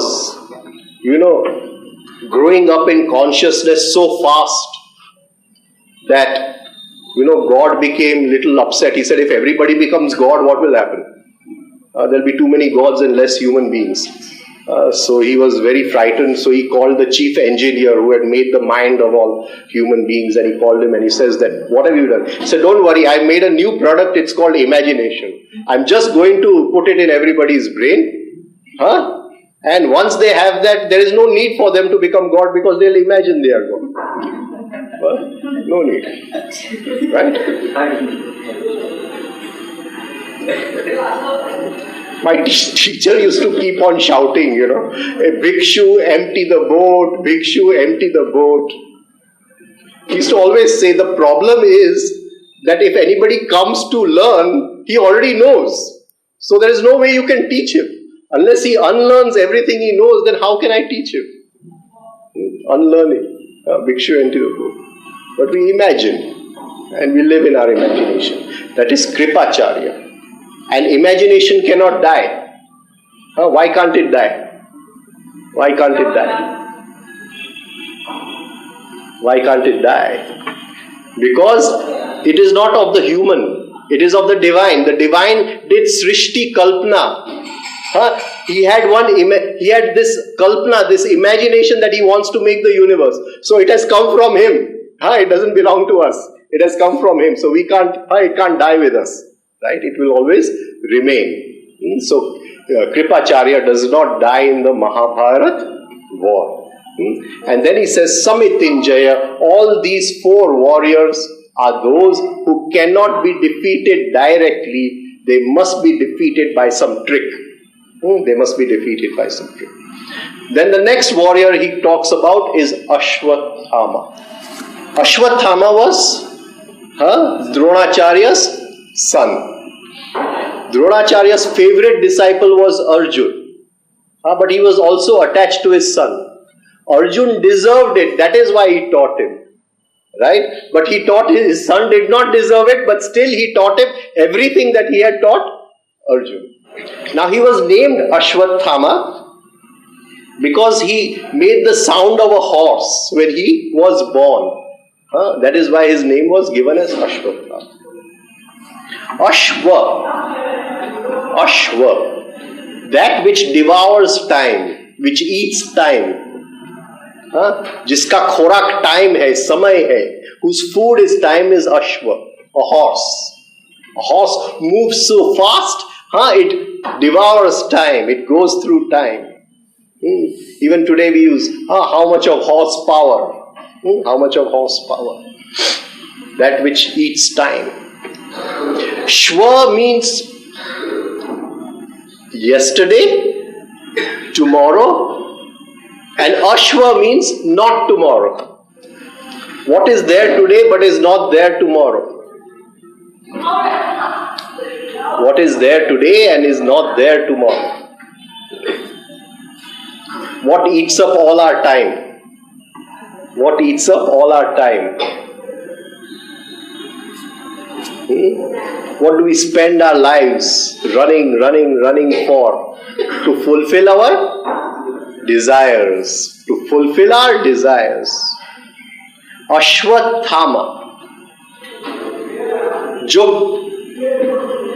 कल था लेकिन आज नहीं है, लेकिन फिर भी जो स्थाई है, स्थामा जो स्थाई है, Ashwatthama, which was there yesterday but is not there today but still is eternal, never ending, is desire. Yesterday I had a desire for a car, now today I have a desire for something else. Day after I have a desire for something else. Day after that I have a desire for something else. Desire keeps on changing. What was yesterday is not tomorrow. But what is sthai? Desire is always sthai. It never ends. Ashwatthama. My whole life is spent in fulfilling my desires. And every person deep down he feels, even though I'm talking just now, even then we all feel deep down, in this life I'm going to fulfill all my desires. And no one's desires, we know that no one's desires have ever been fulfilled, but still deep down we feel we'll fulfill all our desires. And it is not our case, it has been happening for thousands of years. Thousands of years. Alexander came to India. And he came to India and he crossed the Jhelum into India. And one day he was roaming in the jungle and he found this naked fakir sitting on the river bank, without any clothes. And Alexander comes to him and he says, "Oh, please go away, you're blocking my sun. I'm enjoying the sun." So Alexander, he was the king of the world. He was wondering, how can this beggar talk to me like this? And he looked at him, and Alexander was very intelligent, very, very intelligent. His mother was a big yogi, Alexander's. He was not an ordinary person. And like when Duryodhana was born, Dhritarashtra was told by Vyas, "You please kill this child, otherwise this child will be the cause of destruction of your race." Similarly, this Sufi Sant had told, his mother was a disciple of a Sufi Sant. He had told his mother, in those days there were no Sufis as we see them. Mohammedanism came much later, but the Sufis are much older than Mohammedanism. They are more than 4,000 years old. Right? So he told her that you get rid of this child. She went to her husband Philip, but Philip was a great conqueror. He was a great king. He had conquered so, and he didn't want to get rid of this child. And he did not kill the child. And Alexander then came to India. He had this one desire, that I want to conquer the world. And he's telling this naked fakir that why does it seem I am the king of the world and you're naked, but why does it seem that you are the emperor and I am the beggar? And when I look in your eyes, this is what I see. His name was Diogenes. Diogenes. And Diogenes told him, "You're right, I am the emperor, because what empire I have is not something of the outside, not something which somebody can take away from you. Some other king attacks and takes away, he cannot take away. What I have is mine. Even if you kill me, you cannot take away this empire." So Diogenes says, then Alexander says, "You teach it to me." He says, "Oh, it's very easy, take off your clothes and sit down here naked with me." But Alexander said, "Nay, all my desires have not been fulfilled. I still have to conquer China. This much is left. The whole world is mine, but this much is left. I will go conquer that and come back to you. I want to learn this art from you." So he said, "By then it will be too late. It never happens that way. बहुत लोग सोचते हैं कि 5 लाख कमाऊंगा फिर मैं spirituality करूंगा. It never happens that way. Spirituality is everyday life. When you're earning the 5 lakhs, you But Alexander left, and it is said that when he was near Persia, he got typhoid and he died of typhoid. And his last words were that when you bury me, put my 2 hands outside my tomb. Okay, I was the king of the world, but I came empty-handed. I died empty-handed. So, nobody's desires are ever fulfilled, not even Alexander's. Right? But we all feel our desires are always fulfilled. Now, can we get rid of desire? Can we get rid of desire? No, we cannot get rid of desire. Why can we not get rid of desire? Because it is the desire energy which is working through the eyes, which is working through the eyes. Unless they have the desire to see, how will I see? Unless the desire energy goes through the skin, how will I relate to the world? I cannot get rid of desire. But I can make desire powerless to seduce my attention. My attention is mine. And I will not allow any desire to take away my attention. Another reason why we cannot get rid of desire. As imagination is his, sankalp is also his. He did sankalp, I want to make the world. It was his desire. Desire came from there, it is not man's. Man has individual desires. He had the desire to make the world. So we cannot get rid of desire. So Ashwatthama could not be killed in the Mahabharat war. But at the right time, when we are free of desire, we have dropped desire. We know that desires come. We take away his, what do you call, precious stone from here. That precious stone is taken. So he then roams around in the hills. Desire is roaming all around us. But we never become a victim of desire. We have taken away its precious light. The light of attention which goes into making of desire is never seduced again. We are free of desire. Ashwatthama, they stay still living. They stay still living. There are people who have seen him also. So, Ashwa, desire is the same desire is not there. Which is there today was not there yesterday, but still desire is eternal. It never dies. It is like the horizon. I say the sun is setting here, the horizon, and I want to go and catch the sun. Can I catch the sun? The horizon goes away. Every time I go closer, it goes further away. Similar with desire. The more I go to get more and more in life, it goes further and further away. There's no way to catch it. And with every desire, something remains inside. Uska pad chin chhod jata hai. It leaves its footprints inside. On the ground of the mind, it leaves its footprints. And I have to suffer those footprints. Every desire. Something is left behind. Some pattern is left behind. And I have to live those patterns. And don't think, I'm free of desire.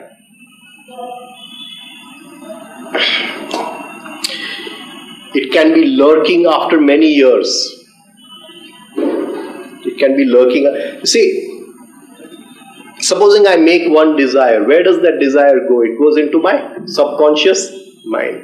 I do not see it, so I think that this desire is not there any longer. Right? But it is there.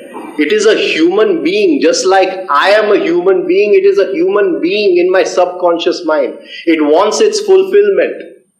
It is going to ask for its fulfillment. I just have to desire once, but it is always lying there. It may come up after 5 years, 10 years. I've been a student of the stock market for a number of years. So many years ago, I came across a course called Drummond Geometry. So I inquired, this I'm talking about 15 years ago, about the course. And the course in those days was about 2 lakh rupees. So I said, forget it, I don't want to do this course. And that goes. Now, About a year ago, every morning I get up very early, so with my tea for half an hour I surf the internet. And suddenly there was one guy selling the whole course for 5,000 rupees. That desire which was made 15 years ago was waiting there in the subconscious mind. The minute it saw it, it came out, oh, you get this thing. We think the desire is not there.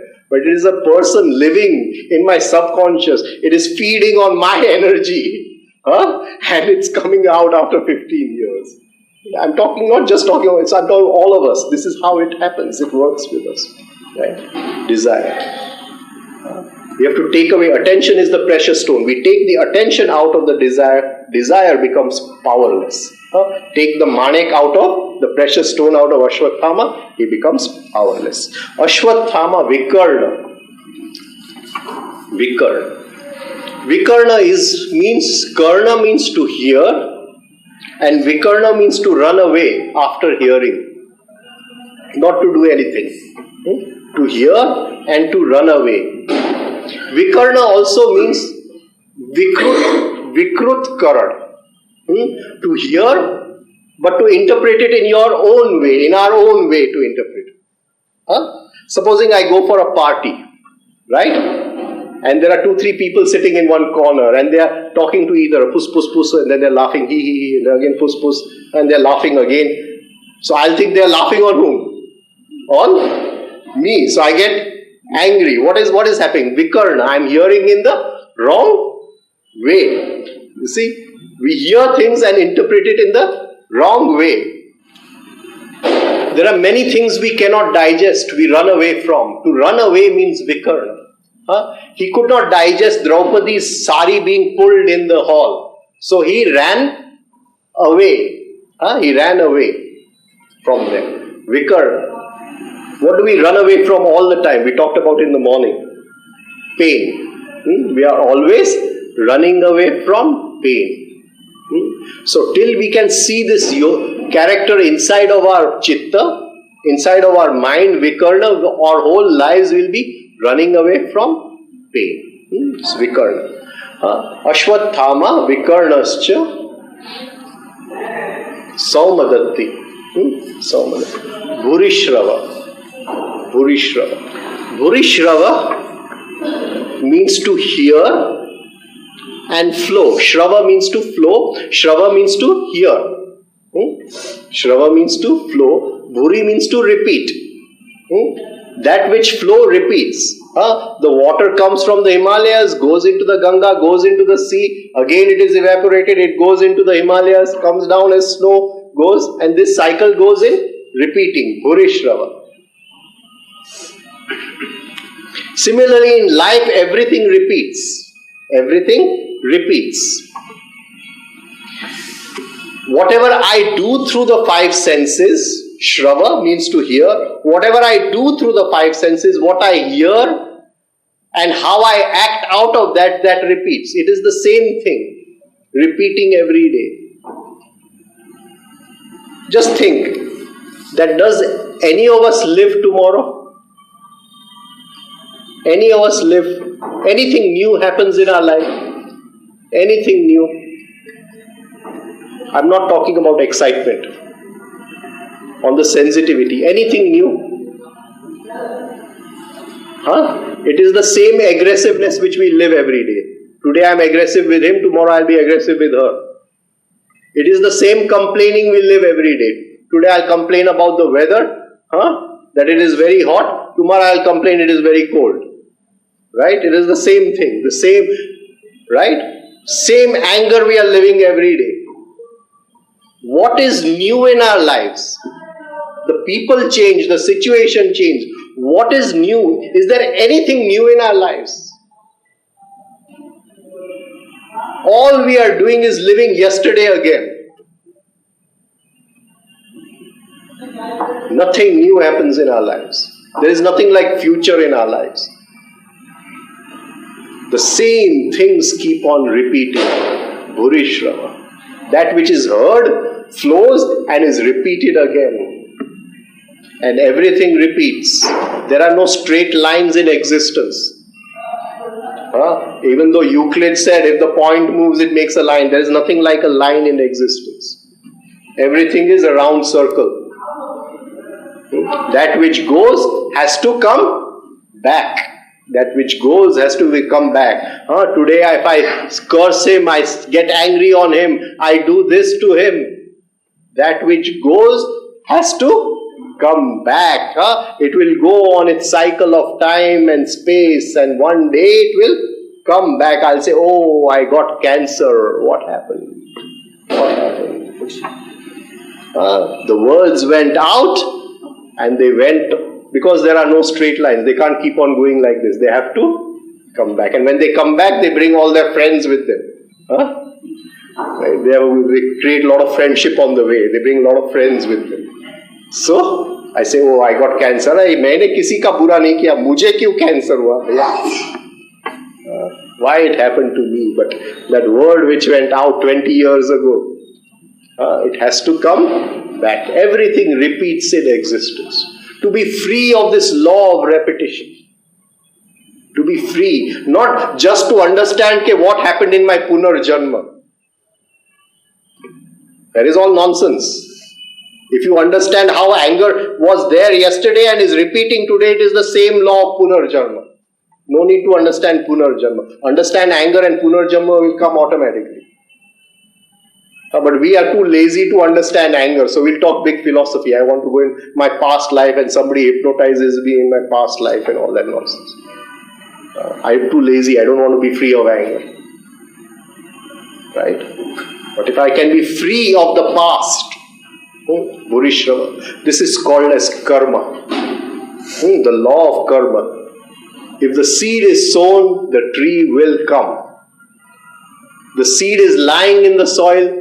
Water may fall on the seed after 20 years, 30 years. When the water will fall, we don't know. But when the water falls on the seed, it will sprout and a tree will form. And the tree will bear fruit, and the fruit will give many seeds. This is the law of life. That everything that goes out from the mouth comes back. Everything that I think about comes back. Don't think that if I don't say it, the minute I've thought it, it's gone. The vibrations are gone. Can you imagine how many seeds we are sowing every day? How many seeds?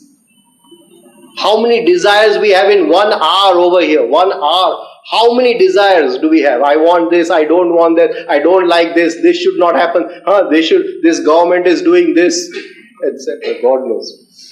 Right? How many desires? And all these seeds are there. And we talk about freedom. How to be free. No way. We keep on increasing one chain after the other and we talk about freedom. Burishrava. We'll finish the last warrior, Jayadratha. So, to be free of karma, to be free of this repetition, and to be free in the small things of everyday existence. The minute anger comes, realize I have lived this anger thousands of times before. The minute I become a victim of this anger, again the cycle is going to repeat. Separate. Don't allow that anger to take you away. The minute you start complaining inside, we start complaining, I don't like this food is very dry or whatever, too tikha or whatever. The minute we say that, we complain, the words are going to come out, the thought is made. Be free of that complaining, because if we sow the seed, it's going to repeat again. Am I clear? Start with negative things, then go to positive things. Somebody does very good prashansa of you, appreciates that, oh, you gave a very good lecture, you feel nice inside. The minute you feel nice inside, drop it immediately, because if you become a victim of that niceness, you will again be a part of the cycle. But first start with negative, then go to positive. At each and every step, try to be free of what is pulling you, because if we keep on sowing the seeds, there is no chance of freedom.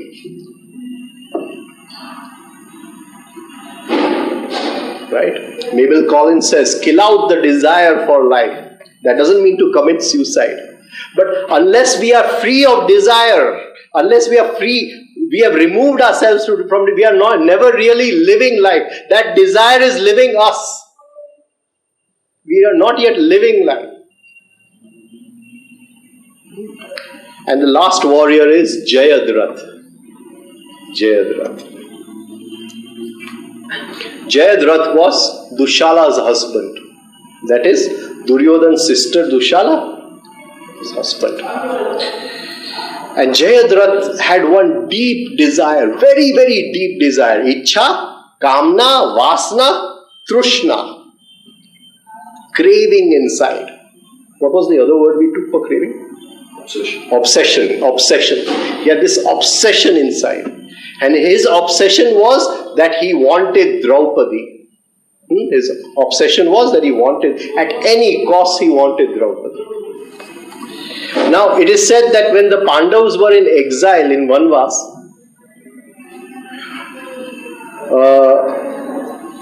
they had gone out into the forest for something and Draupadi was alone, and Jayadratha came at that time. And he saw Draupadi alone, and this was a good chance for him. So, and the name of that one is also very significant. They were in Kamyak one. In Kamyak one. Very, very significant name. Right? And he tried to rape Draupadi at that time, And the Pandavas then caught him and they shaved his head and sent him away. So he had this deep desire to take revenge upon the Pandavas. Now his father, he worshipped Shiva. But Shiva as Pashupatinath, the Lord of the animal intensities. Lord of the animal intensities. Now these animal intensities, they can be tamed, they can be trained, they can be captured, they can be used. And there are different ways of using them. And it is a part of black magic.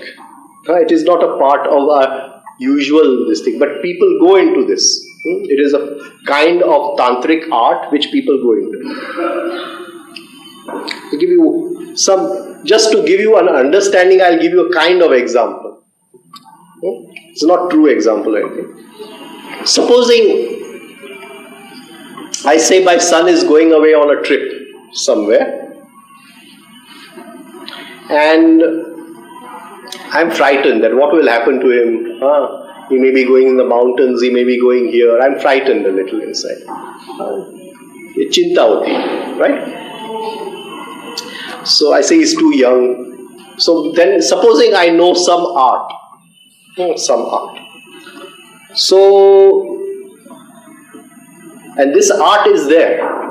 It is there. And like God has made us of 5 elements. We say Panch Mahabhut ka ye sharir, made of 5 elements.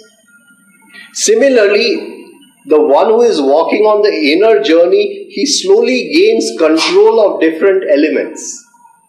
He gains control of different... You see, it's very, very easy to understand if we understand in another way. That supposing I get angry. So it is which element? We did it yesterday. Which element? Agni. It is Agni. So Agni has manifested. Now Agni goes back much more reinforced as anger within me. Now if this happens say 1,000 times or something, then that anger in me is very, very powerful. In my subconscious mind it is very powerful, that anger. A point will come where that anger is like a living being. God has made us of 5 tattvas, but ye ek tattva ka aadmi hai. A living being, an astral being of 1 tattva. Which tattva? Agni. He has life. He wants his food, so he wants us to get angry again. So he is going to control me, force me to get angry. Right? And he's sitting there in my mind, in my bhumi of the chitta. He's sitting there. Right? Trying to force me to get angry in every situation. He suffers from all the kleshas. He suffers from all the hindrances.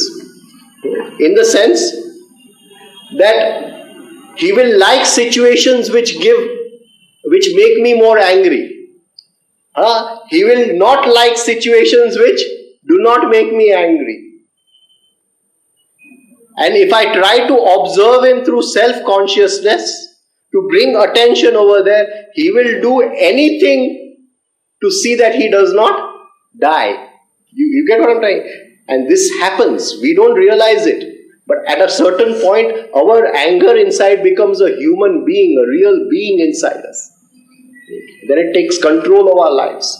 Similarly, a person who has power over the elements can create another being of one element. And he can put a thought inside. Okay, you do this. My son is going on a trip. Please look after him. Please look after him. And this is possible.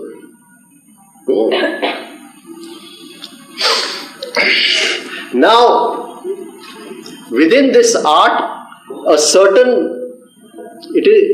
certain command of self-destruction has to be given. Certain command of self-destruction. Supposing he goes to look after and my son comes back from the trip, then I have to tell that thing which I have created, that okay, when he comes back from the trip, you destroy yourself. Now, if I don't give that, then he's sitting there and he's going to start troubling me, that person. Similarly, Jayadratha's father worshipped Pashupatinath. Pashupati is the lord of the animal intensities.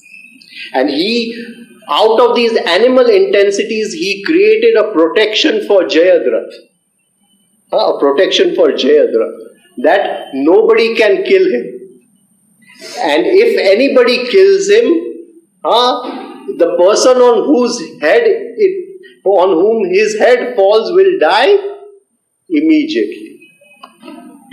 What should he have said? That he should have said that if Jayadratha by any chance dies, then you destroy yourself. He did not say that. Supposing he has created this thing, he has to tell that thing that if by chance my son dies in the war, you destroy yourself. He did not tell him that. He told him that if he dies, then the person, where is he thinking? He had it that the person who kills him. When his head falls on the ground, from who has been instrumental, the last cause, instrumental on putting his head on the ground, that person must die. Now, these kind of powers have one very special characteristic. They are nocturnal. You understand by nocturnal? That they become very powerful at night, but during the day when the sun is shining, they lose a lot of their power. So Jayadratha has to be killed before the sun sets. Because once night comes, there is no way anyone can kill him. See, the most dangerous snake in India is the common crate.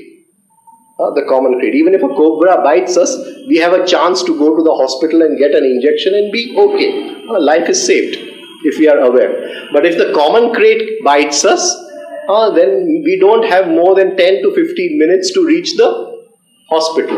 All the other snakes, their bite is hemotoxic. This snake, its bite is nervotoxic. It affects the nerves straight away.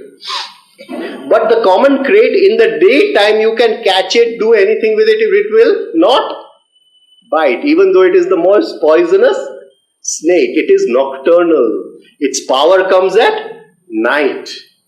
That is why Jayadratha had to be killed before the sun sets. And the story goes that Krishna created a delusion. This is to make us aware of what his father had done. That this is a protection for a person, this inner desire that I don't want to die. All our negative emotions, if we keep on feeding those negative emotions, they will come into our mind with the desire, I don't want to die. And they will, this birth or which birth, they will follow us everywhere. They must be killed.